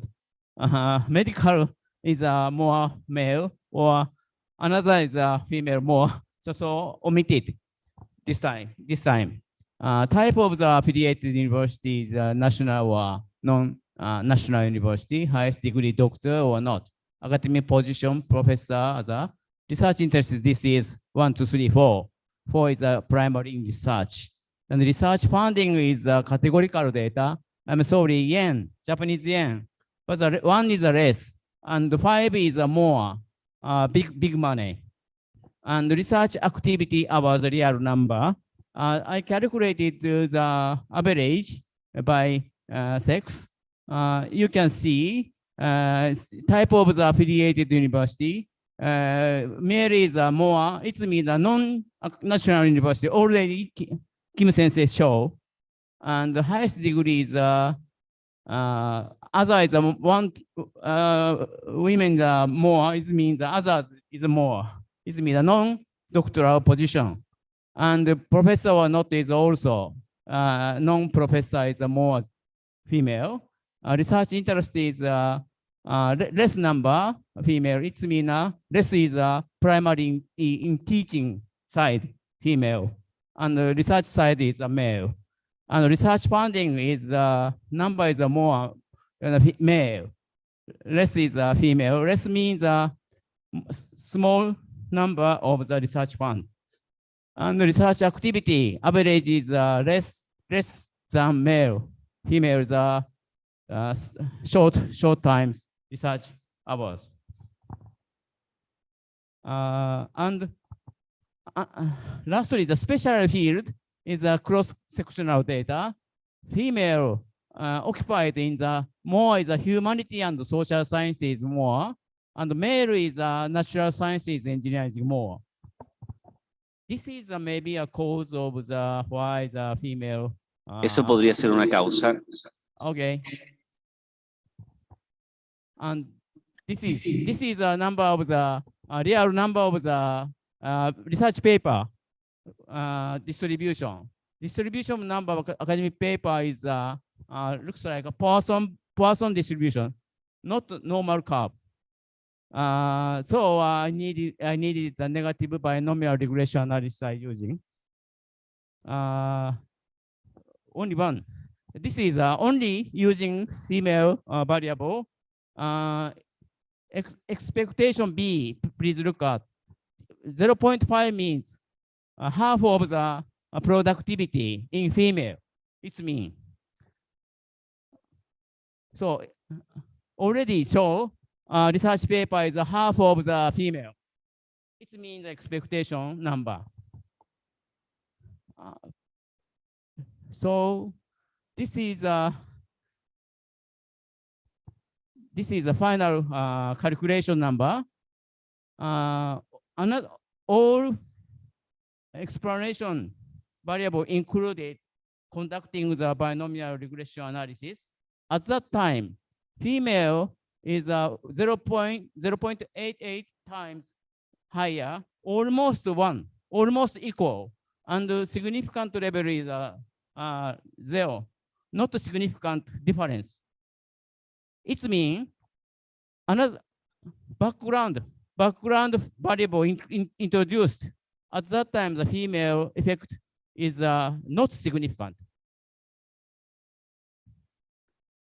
And another that is a research paper. Science book also not significant. This is a conference paper also not significant. And number of the patent and license also not significant. It means this summary.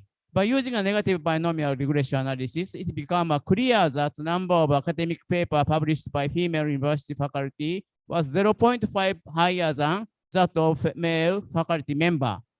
But however, after considering an influence of another independent variable or background variable, at that time the changing to 0.5 to 0.88, and gender does not significantly determine amount of the research output at the level of significant to 1%. Actually, academic background and research interest activities significantly affect academic productivity. Since there is a significant relation between these variables and gender, at first glance, it seems that there is a significant relation between gender and academic productivity. Women's characteristics themselves do not have the significant effect on academic productivity. Yes. Arimo sensei, please. 何分ぐらいありますか？ 3、4分お願いします。3、4分。はい。According to Japanese history, it is true to say that predominance of men over women is strong, especially since 17th century, when the Tokugawa government was started with the introduction of the doctrine of 2C imported from China. These facts testify historically the trend of Japanese society in which keeping female discrimination, that is gender gap, was probably formed by political reason from 17th century. For example, a culture of good wife and wise mother developed pre-war time was lasted post-war time as basic ideal women education in Japan. In the time of Edo feudal age, where Ekiken Kaibara was one of the most famous thinkers and insisted that female has no houses in 3 realms of existence. She should obey her father in childhood, obey her husband after marriage, and obey the child, eldest son, after aging, after husband's death. In Japan, started the basic law for gender equal society, but after that, discrimination to the women lasted for a long time until today. So today, it's now still having the experience of the females discriminations, even in the academic world, where is the most democratized society. It should be so, but even so that it is now lasting. So in Tokyo University, one of the most leading university in Japan, Todai, is now trying to have the reforms to have the 26 women in the 5 years. Now it's staying the 16%. So the 26% is a very important target. Now the OECD's the statistics in Japan now is 30%, something like that. So it's very lower than the other advanced countries. That's all for today's situation in Japan. So okay, that's all. Thank you very much.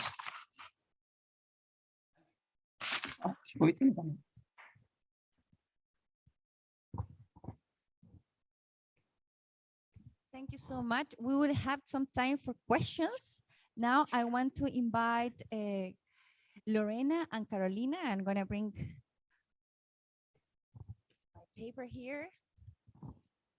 Lorena Ortega and Carolina Guzman Valenzuela will present the paper Looking Beyond Representation, Gender Inequities Throughout Chilean Educational Researchers' Career Trajectories. And perhaps, yes, could you please help? And just to share a little bit about the format, each of the presenters will have 15 minutes for presenting. And I really thank our colleague from Japan because it was just on time. So thank you so much. And then we will have around 20 minutes for questions. So please write down your questions while we are listening to these different presentations. Lorena, the floor is all yours. Okay, Carolina, you can share the floor. I think this is the mic. I'm going to speak very little because I'm sure you are tired of me. So I'm just going to present the introduction of our paper. This is part of a Fondesit that we are working with Lorena, Lorena has done a lot of hard work with the data and other colleagues. And well, the title of our presentation is Looking Beyond Representation, Gender Inequities Throughout Research. About Chilean educational researcher career. So I'm going to go very quickly because you have heard some of the, well, this is the team, by the way. Lorena is the leader. So this paper is about gender disparities. We are very aware that there are many factors that are intertwined, producing gaps in academia, and we decided to focus on gender issues. Basically, we adopt a longitudinal and life course perspective. And we have some data to share with you. And specifically, we decided to focus on education, which is quite a feminized discipline.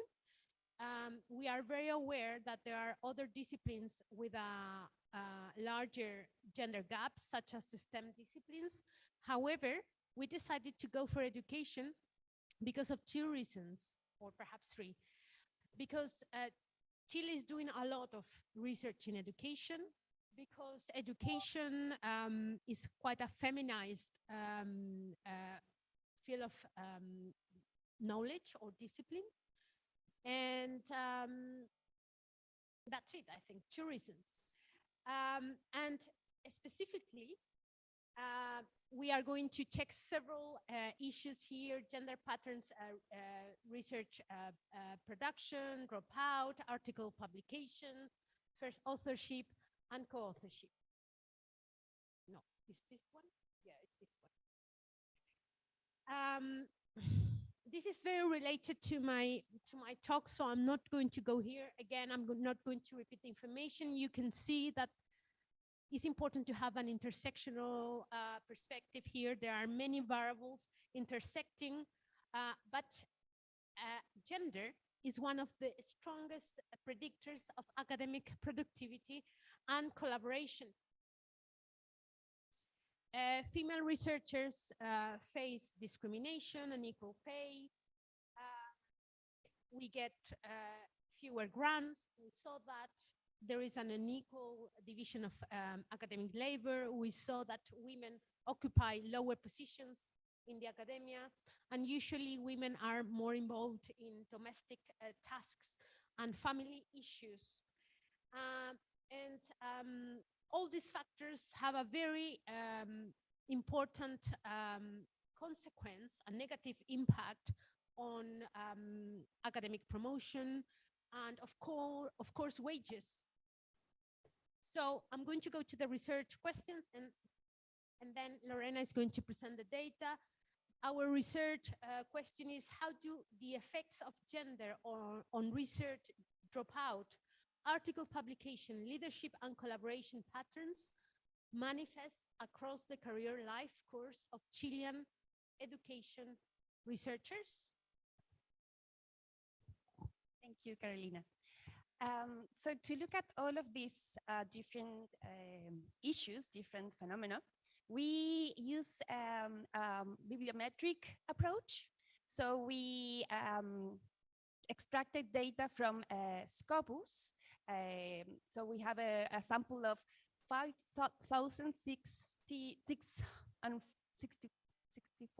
640 authors, thank you, that published at least one regular or review article in Scopus indexed journals classified into the subjects of education or developmental and educational psychology between the years of 2011 to 2021 with affiliation to a Chilean institution. So that was the selection criteria for our sample.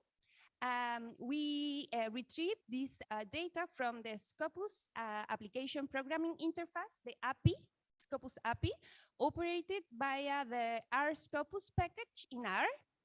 And then if you have worked with bibliometric data before, you have to go through a lot of cleaning and a lot of disambiguation of information. So that's what we did. We preparated and cleaned the data, We extracted also author's experience.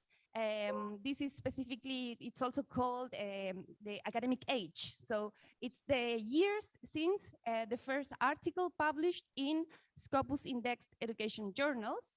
And we also used a package called Genderizer to infer the author's gender according to their name.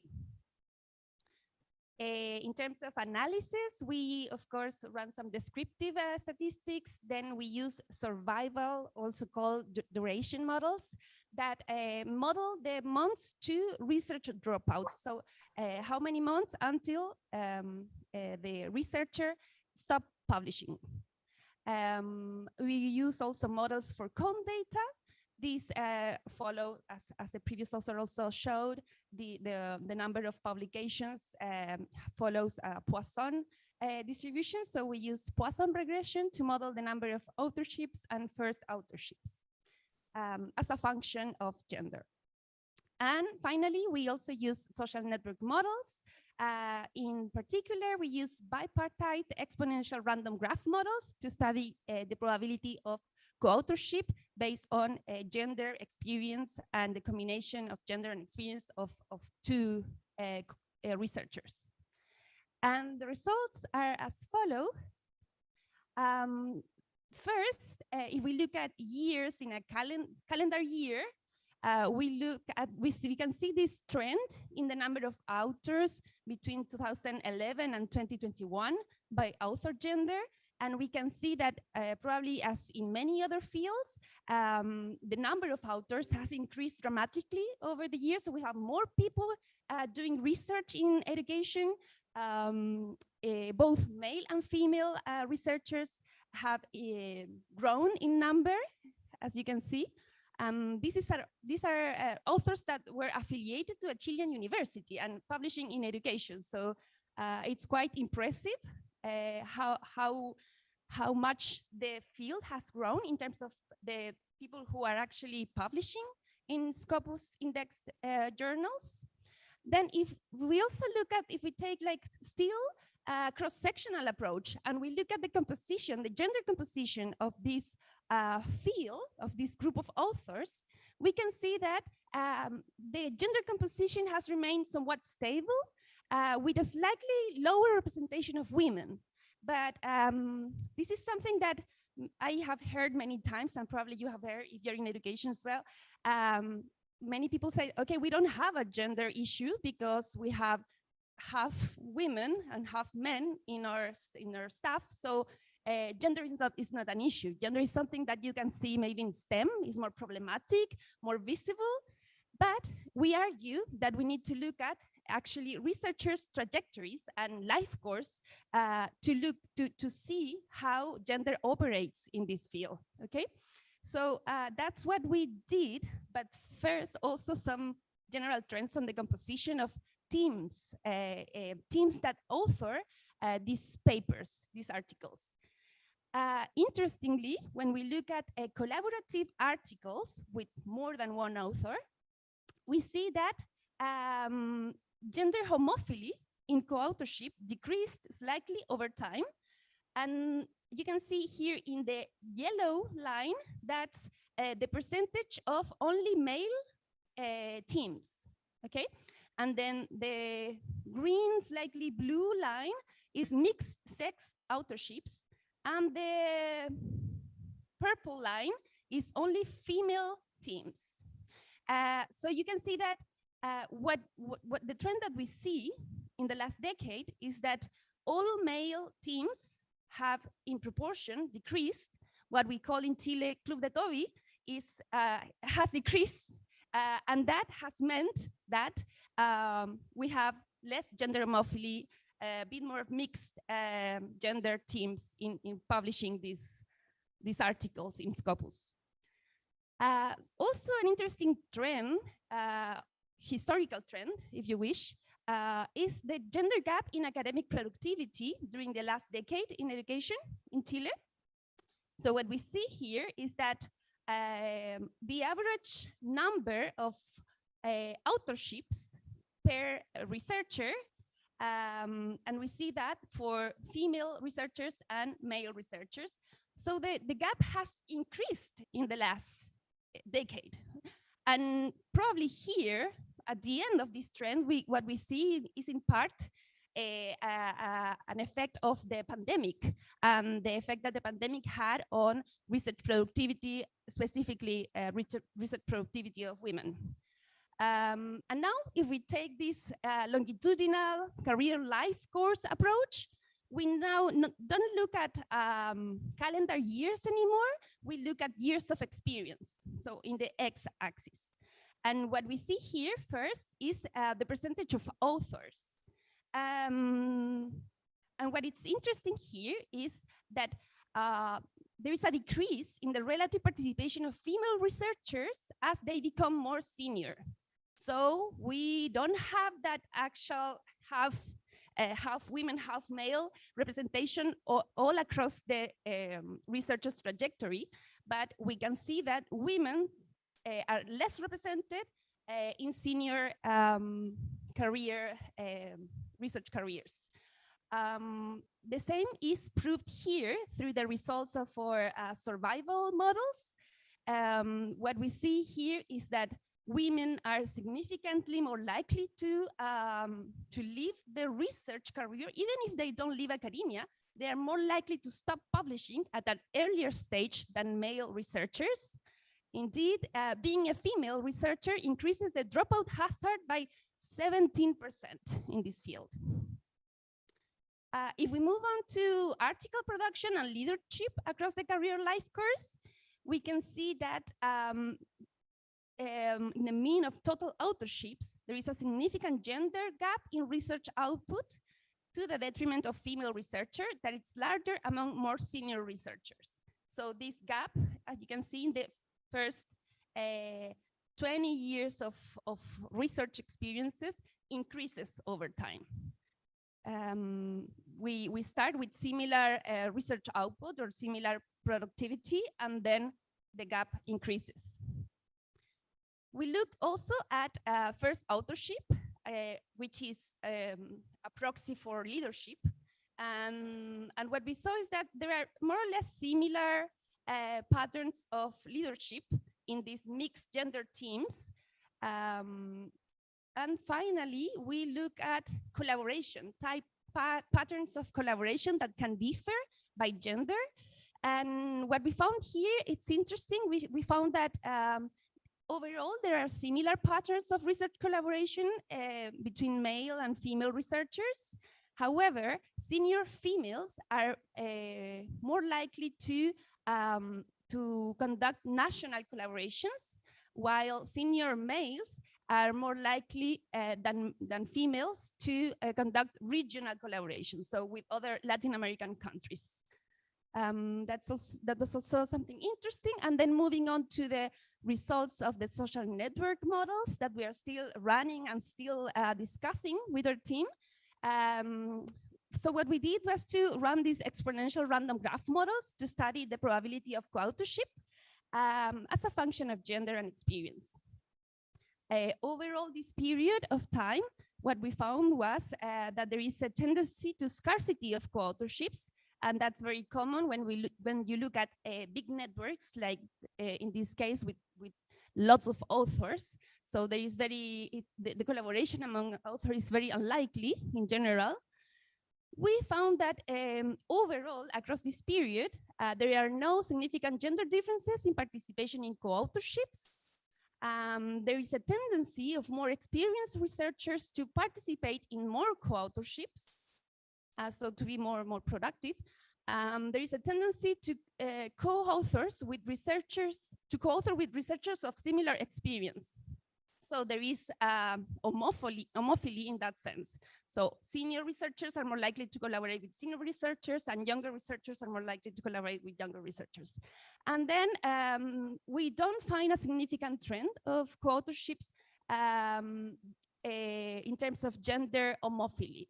So overall, gender homophily has no significant effect on the probability of co-authorships. So to conclude with, we found that despite similar initial representation, female educational researchers stopped publishing at a significant earlier career stage than their male peers. We found a significant gender gap in academic productivity, that it's larger among more senior researchers. And we found that gender homophily has decreased over time and is overall non-significant. So those are the results of our study, that it's still a work in progress, and we look forward to your questions and comments. Thank you. Thank you, Lorena. I'm going to invite Sebastian to the floor. Sebastian has traveled from Australia, but he's going to present about Slovenia. Gender difference in work experiences of Slovenian early career academics, Sebastian Kokar. I'm going to help you with the presentation.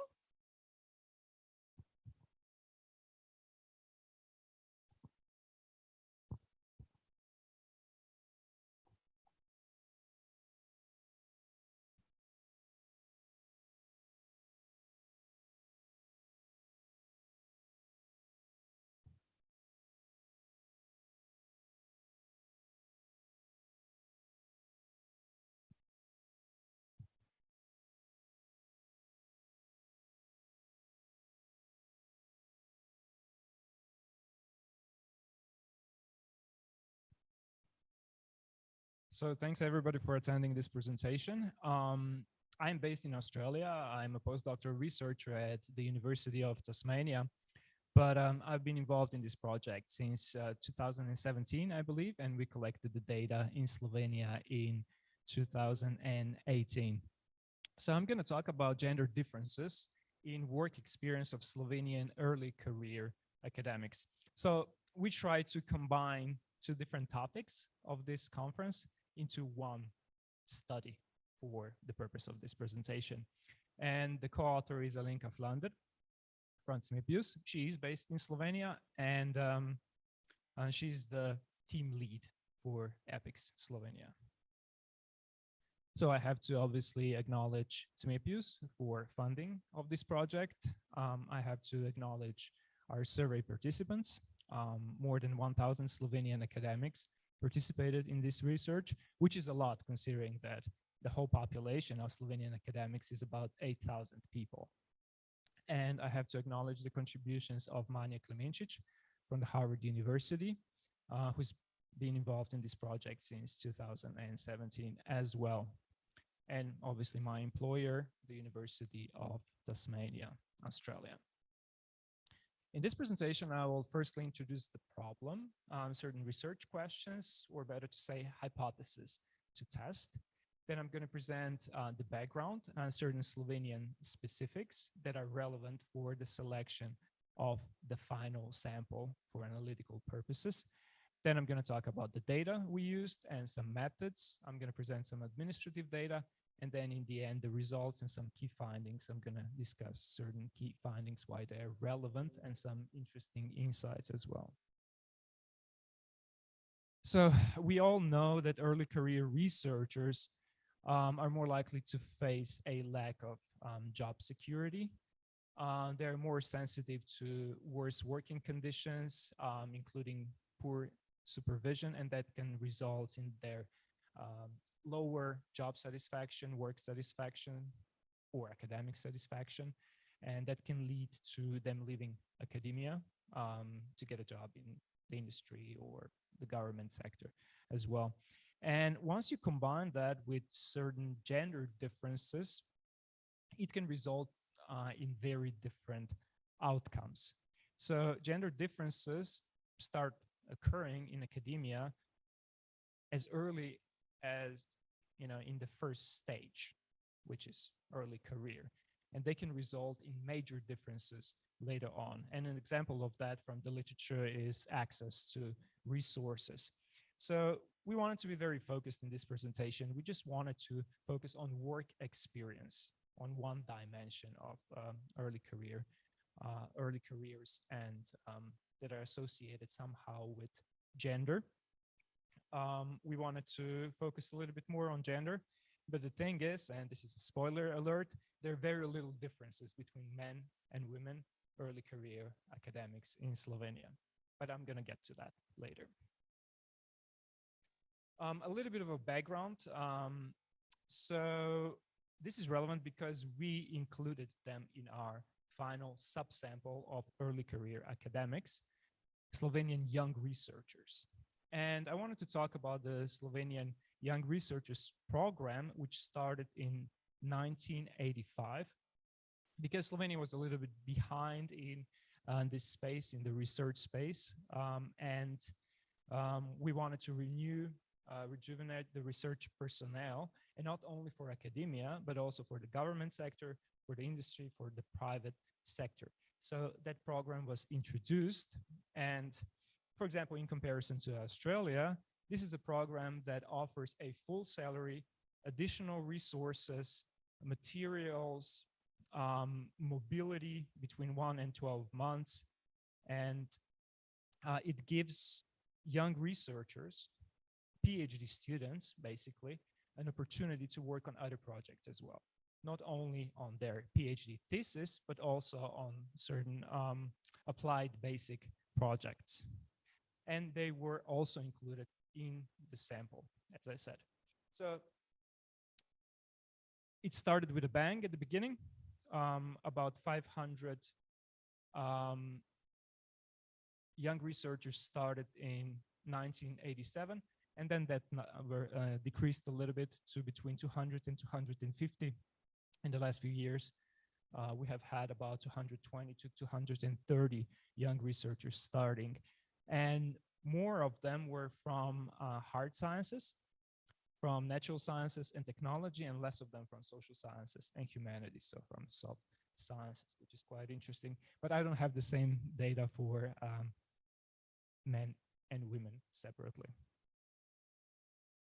So we use the APIKS data for Slovenia. 1,035 academics participated, employed at academic institutions in Slovenia.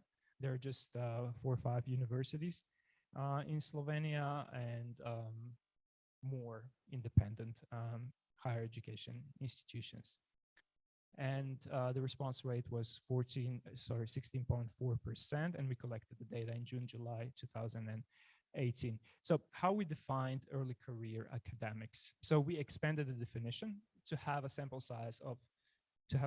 of sufficient size. 394 academics were classified as early career.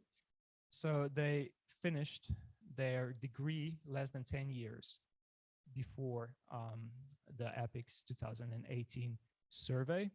And we excluded professors, associate professors, and research counselors who had finished their degree between 2009 and 2018. And it's important to note that there were no gender differences in the distribution. So seniority, early career, senior academics, there were no differences. And what is also important, I wanted to present some administrative data for teachers, not for teachers and researchers combined, but just for teachers. And the proportion of females has been increasing. Just like in Chile, it's a very similar trend. So between 2016 and 2017 and 2021, 2022, the proportion of Slovenian teaching staff increased from 43.6 to 46.1%. So if that trend continues and it's fairly linear, maybe 10 years from now, we're going to have 50-50 distribution, which is great. However, if we look at full professors in 2021-22, we only have 35% females who are full professors. And this is still better than in Chile, for example. I think the proportion was 22. So we are halfway between 22 and 50. So we would probably need 15 to 20 years to reach 50% in Slovenia, if that's even possible. But there is a positive trend, and that trend is also apparent in the APIKS data in some way, shape, or form. So first we looked at competencies. we combined values 4 and 5 on a Likert scale to present these results, but I can confirm that there are no differences if we look at the whole distribution of those Likert scale values. So the most important competencies were working constructively with colleagues and working independently and taking responsibility for my actions. And the only competency with statistically significant differences between men and women was developing new ideas, processes, or products which are rooted in research. And now if we look at the importance of competencies, we can see similar results. The most important competencies were working constructively with colleagues and working independently and taking responsibility for my actions. And the least important was developing new ideas, processes, or products, and so on. And again, no statistically significant differences between men and women. Similar thing here, time spent on academic work, about 56-57% of the time they spent on performing daily academic work, and 36% men and women spend on professional development. Again, no differences worth mentioning there. When it comes to job satisfaction, there are 3 dimensions that were included in the APIKS questionnaire: satisfaction with current employment situation, satisfaction with current work situation, and satisfaction with current overall professional environment. Again, no differences between men and women or those dimensions, as a matter of fact. But we previously, in one of the previous studies, we identified certain differences between early career academics and senior academics, but only for their satisfaction with their current employment situation. So senior academics are more satisfied with it. They're in, tenured positions and things like that. So to provide an in-depth insight, we also looked at a couple of different regression models. We tried to identify factors associated with satisfaction with work. What predicts their satisfaction with work of early career academics? Only early career academics were included in this analysis. And we looked at, first of all, the 3 separate work satisfaction dimensions, and also at the general satisfaction with work, which is a construct. It's basically a construct that combines those 3 different dimensions. We just wanted to look at that as well. And the predictors are obviously gender, combined competencies, another construct, percentage of daily academic work, and percentage for professional development. We want to see that if they have more opportunities to develop their skills, if they're more satisfied with any of those 3 dimensions. And there are also a number of controls, and I don't really have that much time to explain them to you. Years since graduation, academic title, disciplines, percentage of full-time employment, and duration of employment contract. So number 1, those in casual roles are, to no surprise, less satisfied with their current employment situation. For current work situation, we have 3 pretty good predictors, which is percentage for professional development is associated with their satisfaction with their current work situation. To no surprise, the more opportunities, the more you're satisfied. Then percentage of full-time is also associated with their current work situation satisfaction. And this is an interesting one, and you can see it on the right-hand side as well, satisfaction with current overall professional environment. So those in fixed-term roles are more satisfied with their current work situation and with their current overall professional environment for some reason. And I'm going to discuss this in the end. And general satisfaction with work as a construct didn't really work that well. It's better to look at individual dimensions of work satisfaction. So it's interesting how the competencies that were rated the highest on competencies were general professional competencies, and those that were rated the lowest were very academic specific competencies. So an ability to obtain external funding and developing new ideas, processes, or products. So they seem to be associated with the experience required to perform them. So no surprise, they're early career academics. And there was a difference between men and women in developing new ideas, processes, or products. So we were just wondering, is it the self-confidence? Are they really more skilled in developing new ideas or inclined to develop new ideas? Would their supervisors agree? Are there any other factors that would explain that? And can this actually later on in their careers result in different outcomes? That men would advance their careers faster just because of having those or believing they have those competencies. Just a minute. So again, no differences between men and women in the time spent on academic work, development opportunities, their satisfaction with work. Later on, we looked at the whole G section from the questionnaire just to identify any relevant differences, including opportunities, mentoring, career development, formative future likely to be, current work situation, salary, importance of salary, job security. We looked at all of that, and very minor differences were identified. So from these perspectives alone, there are very little differences currently in early careers in Slovenia between men and women. So we're looking at that gender gap narrowing, and if this is a fact, that gender gap is going to continue to narrow. We have very positive news from Slovenia. Yeah, this is all from me. Thank you. Thank you, Sebastian and Alenka. Now I have this is I want to share with you my desire to comment and expand on the conversation, yet we are constrained by the time, but I promise we will have at least 15 minutes to talk afterwards.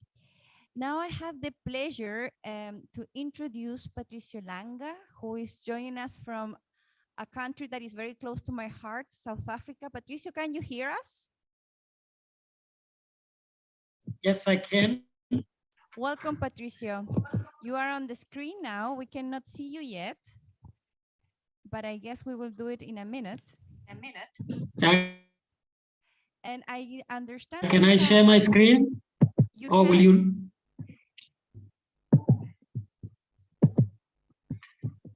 Okay, just a second. Let's see. All right. Okay. So I know that we are now struggling with time. We have a bit of time constraint, and I was a bit lost also to get connected. And I had another presentation in another session, which just ended now. So I'll quickly move into my talk, which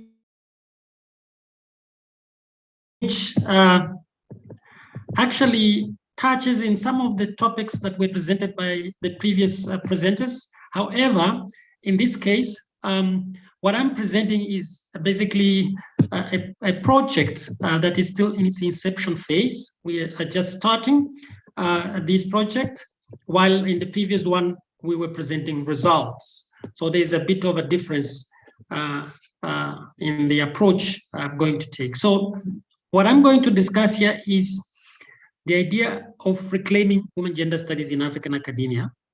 And this comes of the understanding that there's something going on there that may be undermining the development of women and gender studies scholarship. And that is related to what we call the political economy of morality. The idea is to see if through this project we can envisage how to overcome, to go beyond this political morality. So basically, this is what I'm going to outline my presentation. So let's start with the background. So we heard from the various presentations that women and gender studies constitute an area of study that looks into how female living experiences are framed by a broader structural process in both historical and contemporary settings including global, national, and institutional settings. What I'm not going to do is to argue for the relevance of women and gender studies, but also of all the actions, the activities that are taken by various groups in order to improve women's condition in society. So there's been quite a significant engagement, more than 6 decades in studying and promoting women and gender studies into the mainstream of both academia, but also promotion of women in society. However, more recently, there's been an uneasy, but also calls for review of the progress and setbacks that specifically women and gender studies are seeing, mainly concerned with a growing nuance, a growing undertaking of these women and gender studies, particularly in the global South by activism or activists. However, this is not exclusive to the global South.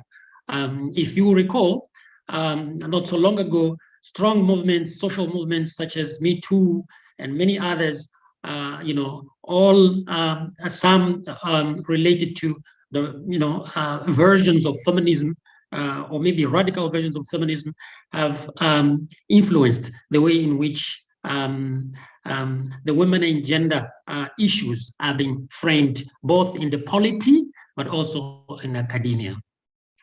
So in Africa in particular, there's been, as I said, a growing concern with what has women and gender studies produced as a field of, as an area study, as in order to generate more knowledge and capabilities to understand the structural conditions of women in society.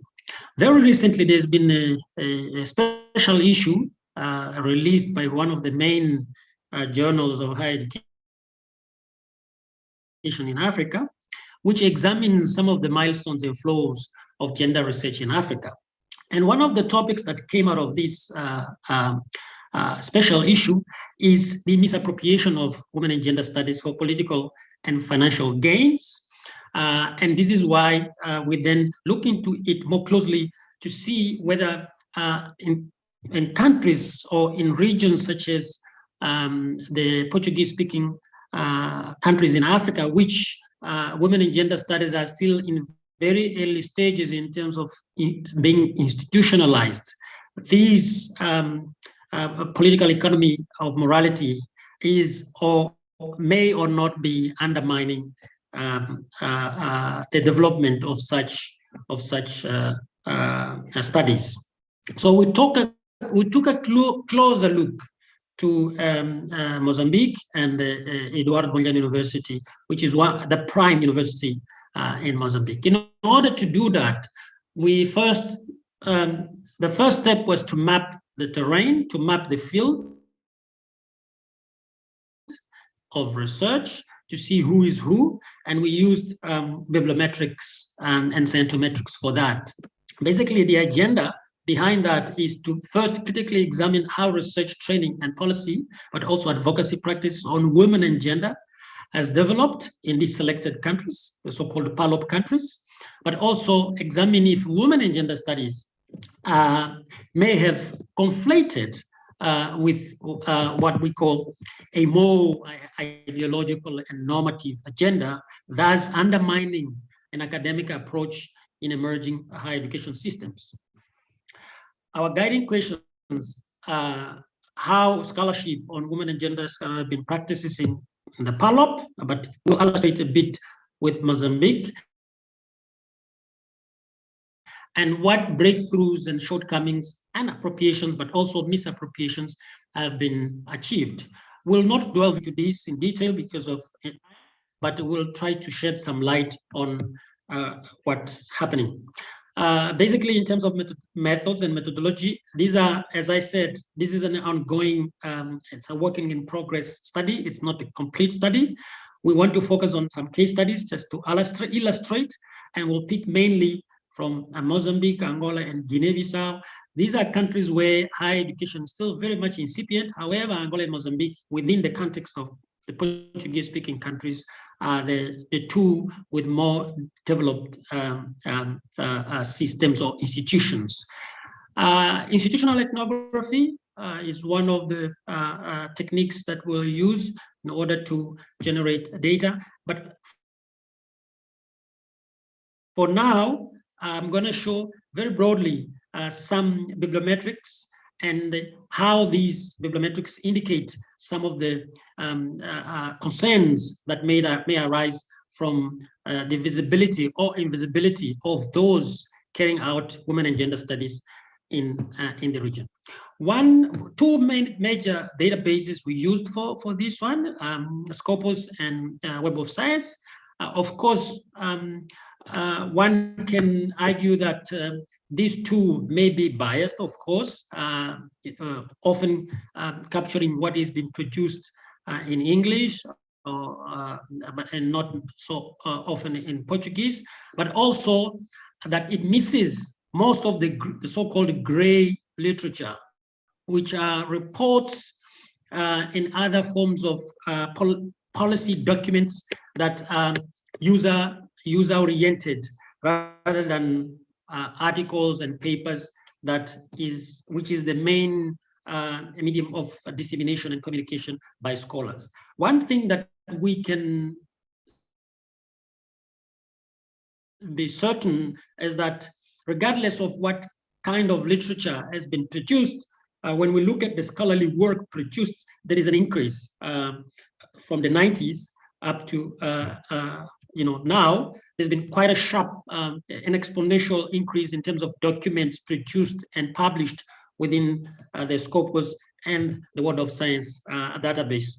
We looked into a span of 1996 to 2003, and we found more than 60,280 entries of topics or papers that were published related in one way or other with women and gender studies.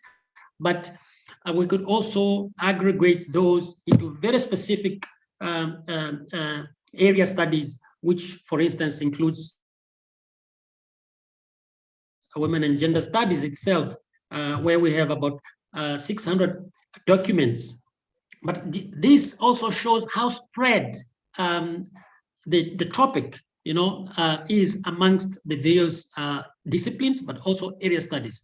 So you don't need to be within a department or a structure or a center that deals with human gender studies in order to claim to be doing women and gender studies. Again, if you look at the basic areas that are dominant in Africa, it's social sciences with about 28%, in health. And that shows also who is driving the agenda. Often, health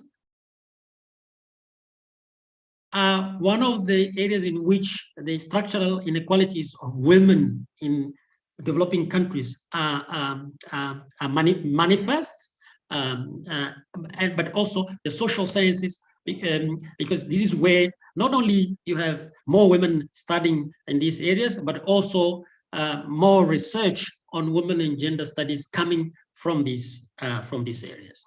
If you look into the so-called Portuguese-speaking countries, as I mentioned, in Africa, you can see from this data here that the 5 countries really are almost invisible in the scheme, in the overall production or literature bibliographic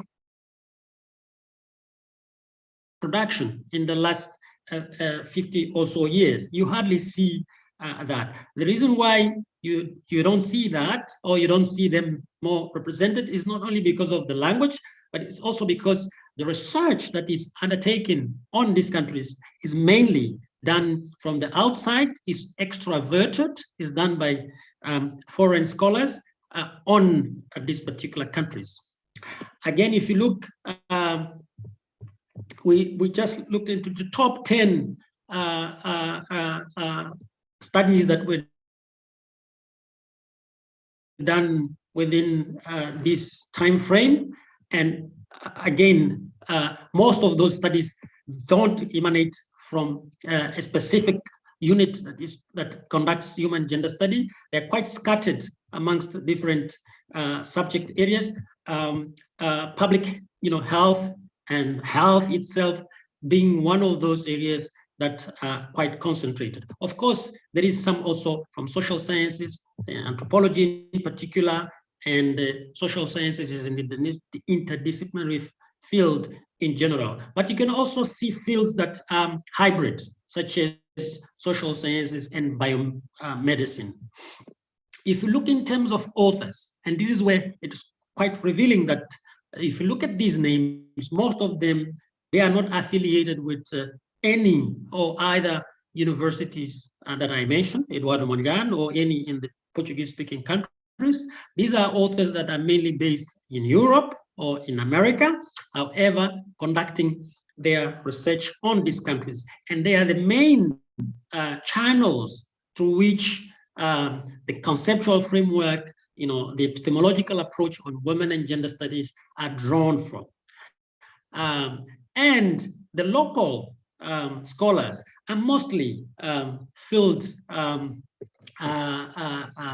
they take the lead in conducting the field work in collaboration with these foreign scholars, and the topics which they tackle are often related to health issue, again, as I mentioned, gender and sexuality, and health policy, and most of those areas that are very much applied. So the way in which the gender and women's studies are conducted are very much driven towards addressing the so-called perceived established inequalities, structural inequalities in which women are portrayed as victims of the conditions under which they live, but also as victims of a dominant structure, cultural structure of patriarchy, and to which these studies try to address.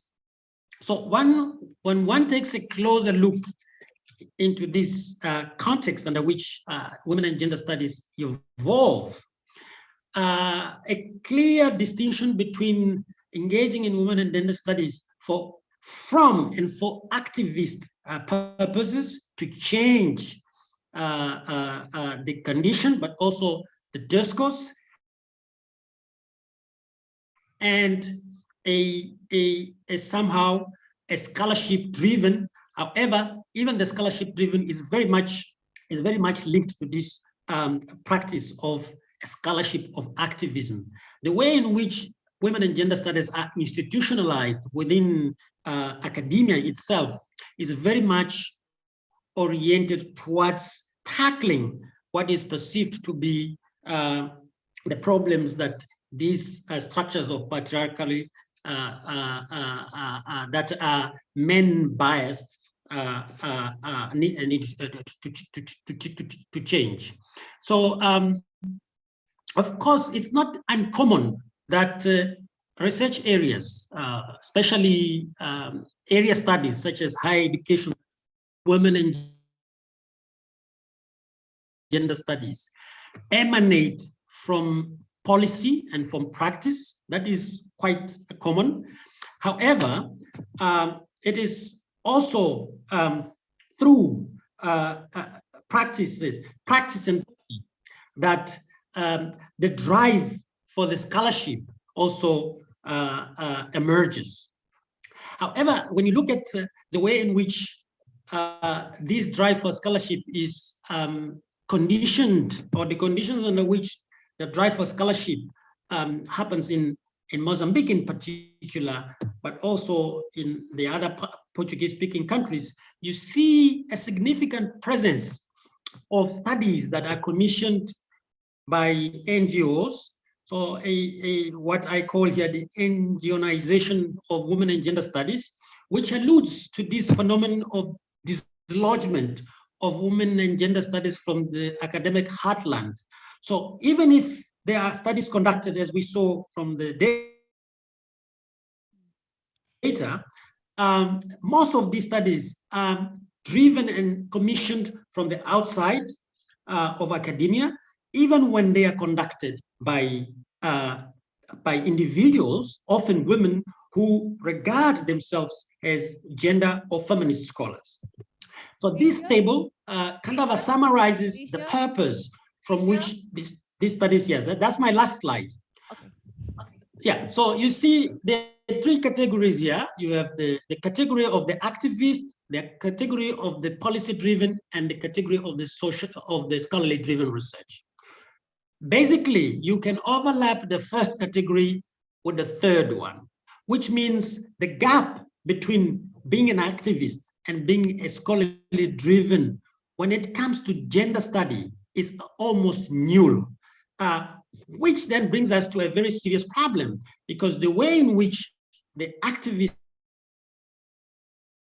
agenda on gender is conducted is mainly influenced by the need to moralize society, to mobilize for protest, to change, to denounce through accusations, to demonize what we call the correct size, especially men, the so-called deviating men or deviating behaviors of men. It's through the politics of scandal, so by denouncing, and often through weaponization of women and gender studies through these units that are installed within universities in order to bring about awareness about the need to change the ways in which women are treated within academia and society. So the whole construction of women in most of this gray literature is a construction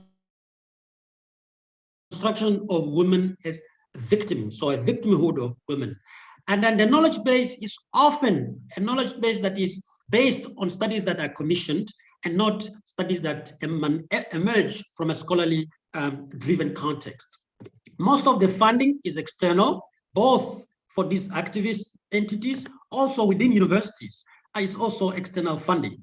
And that leads to my last point, which is instead of seeing a growth and institutionalization of women and gender studies as a scholarly field, what we see in academia and outside is a growing professionalization of gender activists that then become what we call the pseudo experts in gender mainstream and gender experts. So amongst the other consequences of what I've just described in this development is that this was not only the takeover of research agenda and initiative from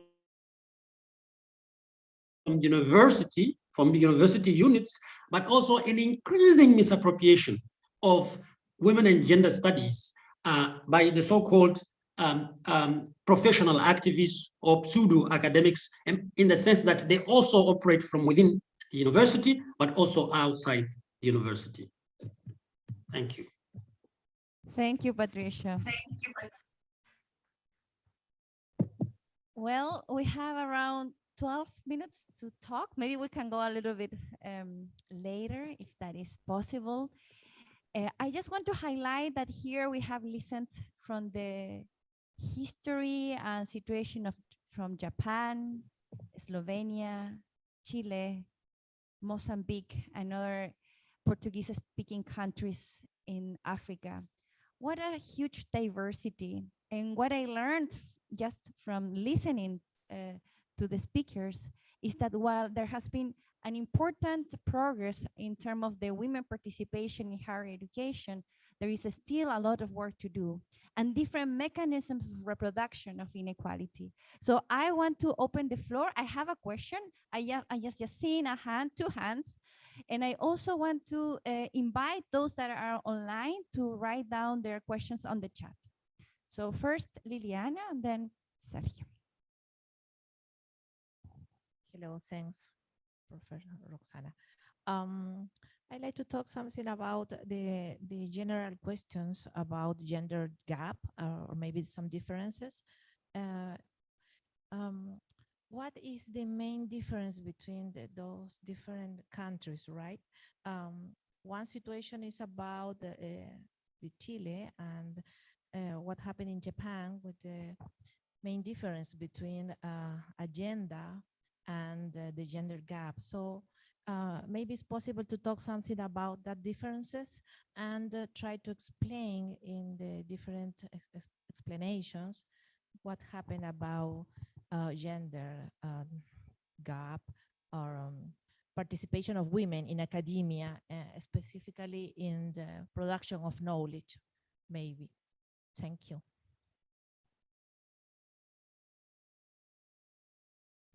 I would suggest to take a round of questions and then give the floor to each of the speakers. Sir, here. Thank you. I have a question for the Japanese team, but maybe it touches all of the presenters today. It's about, you show us a big difference between public and private institutions and the participation of women in those kind of institutions. So I would like to know more about that. Why you are seeing more women going into private institutions? What are the mechanisms there, and why is that difference? And my general question will be, is there a kind of institution that is more favorable for the changes that we are pushing here? How that institution will, Carolina talked in the morning, there was public institutions, the ones where you see more leadership. Maybe there is a type of institution that is more favorable for changes, and I would like to know more about your thoughts. Thank you. Anyone else? What about the people? I'm not seeing movement in the chat. Who would like to start? The Japanese team? Okay, I give you the mic. At first, I want to reply, and if I'm not enough, please help another Japanese members. Please, Kim Sensei, already. Two questions: agenda and why institutional difference. Agenda is now my image is affirmative actions in Japan. Now, when hires another faculty member, top level is young women foreign faculty in Japan. This is a very easy to get a job.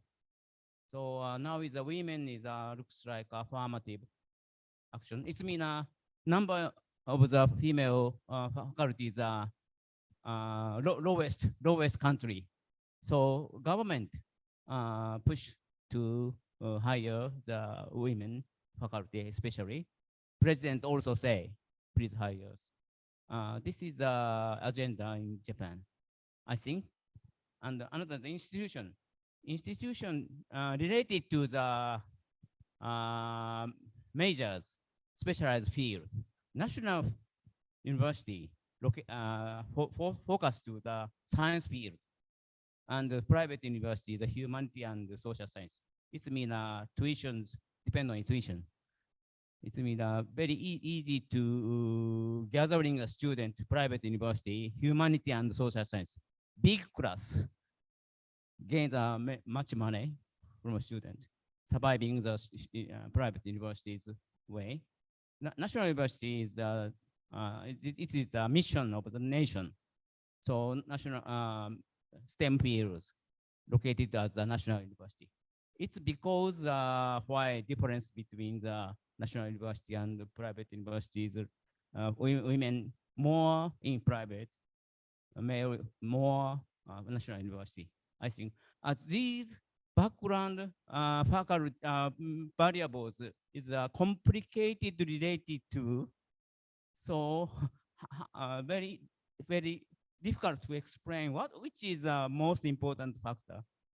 All factors are complicated related. So my answer. How about you, Kim Sensei? Do you have another opinion?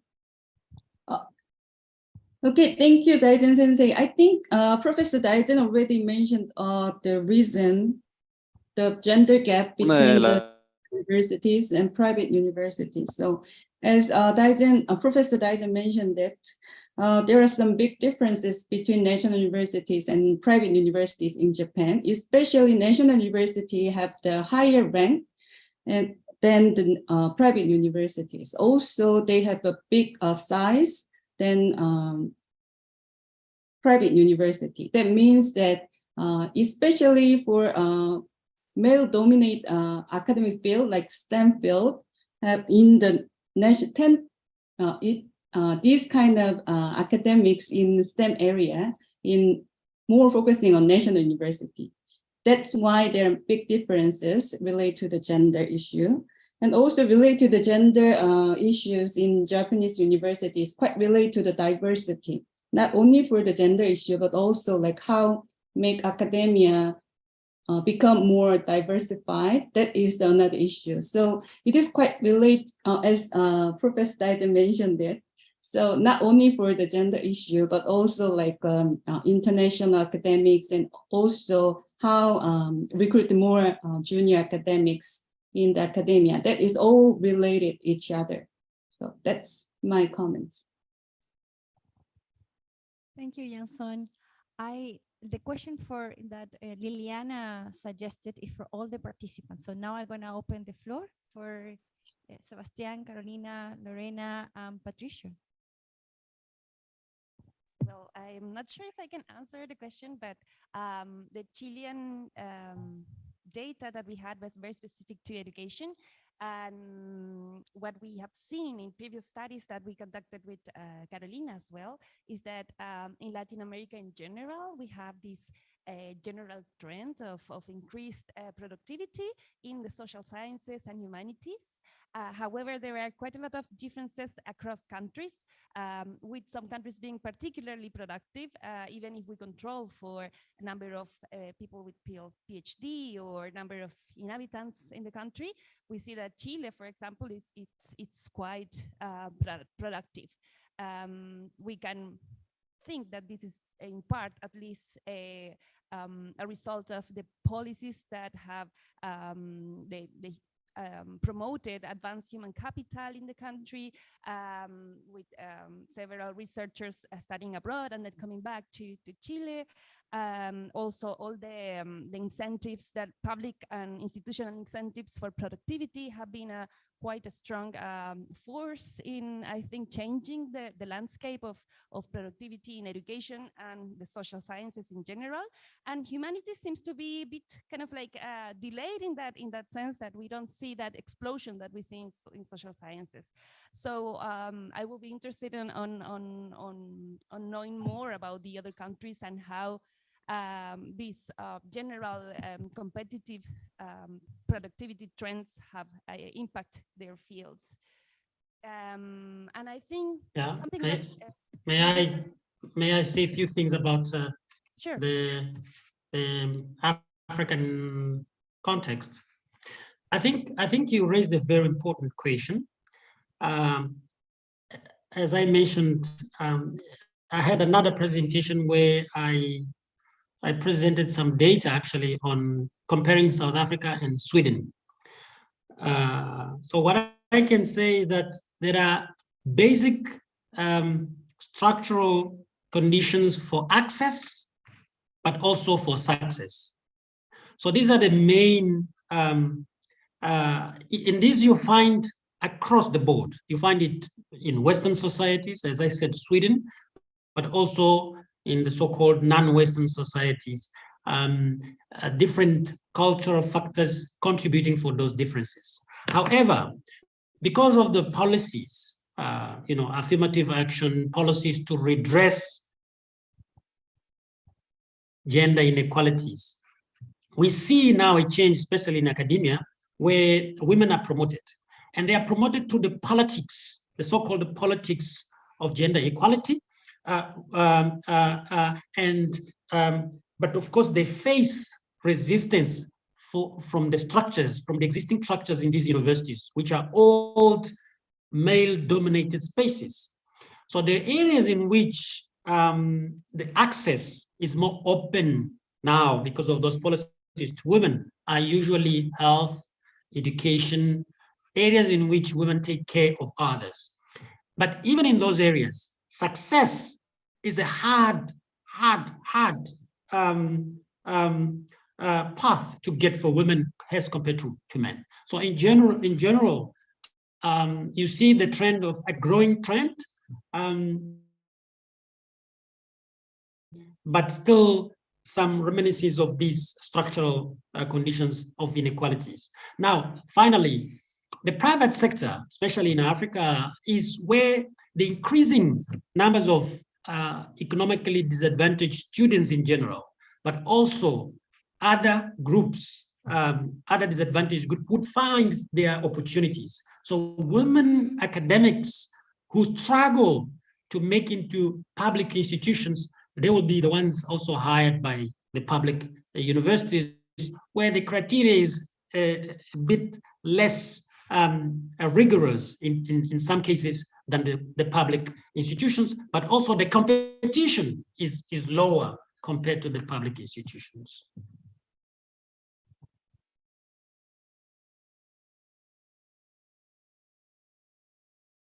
I'm not really sure if the information I'm going to provide now answer your questions, but I just wanted to talk about the Slovenian situation a little bit more, and because I live and work in Australia, I can compare the two systems to different academias. And let's just start by talking about the gender pay gap in Slovenia. So in 2022, I believe it was 3%. In Australia, it is 13%. So the differences are not only on the, that little gap is not only on the academic level, it's actually greater on the academic level, but it is also in other industries, other sectors, right? So I would like to believe that Slovenia is on the right path to narrowing that gender pay gap and gender inequalities in academia as well. And it's interesting how much we talk about gender inequalities in Australia, but then I traveled to Slovenia and nobody really talks about it that much.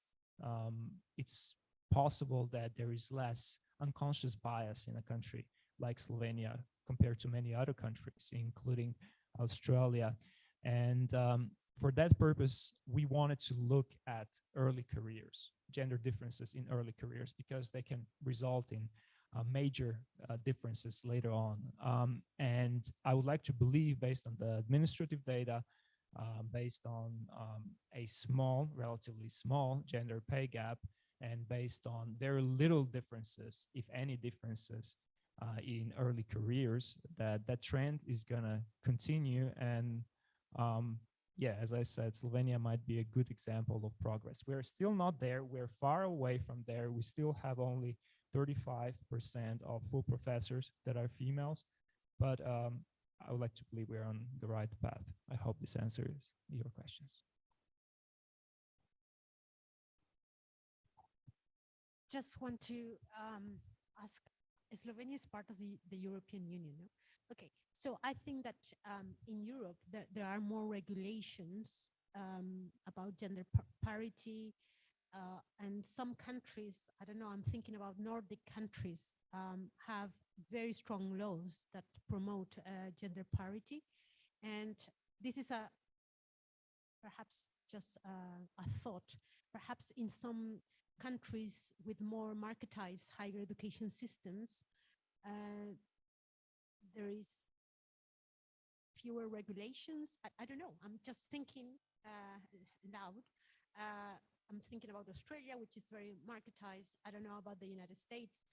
I'm thinking about Chile, and perhaps we need stronger regulations at the national level. I think, at least in Chile, we really need that. Colleagues, I really want to continue talking, but we are at the end of our session. We have an exciting panel of posters outside that are waiting for us. I really want to continue the conversation on the whole, so please let's move on that direction. And I want to thank to all of you, to our presenters, to the efforts of the technical team that have allowed us to have this hybrid session. Please let's have a big round of applause for all of us and our presenters. Thank you. Thank you. Thank you. May I say hi to Carolina there? Carolina, hi. Good to see you. Good to see you.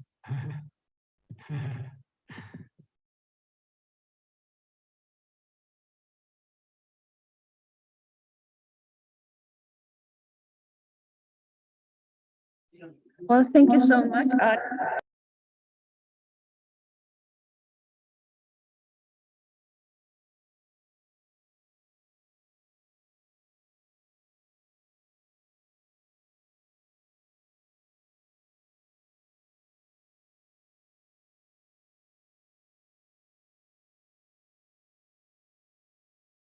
Kim Sensei, thank you very much for your contribution. Okay, thank you. Thank you very much. I'm sorry. Roxana, Yeah. thank you. Midnight, thank you very much for your contribution. Have a good night. Have a good time there. Thank you. Yeah, bye-bye.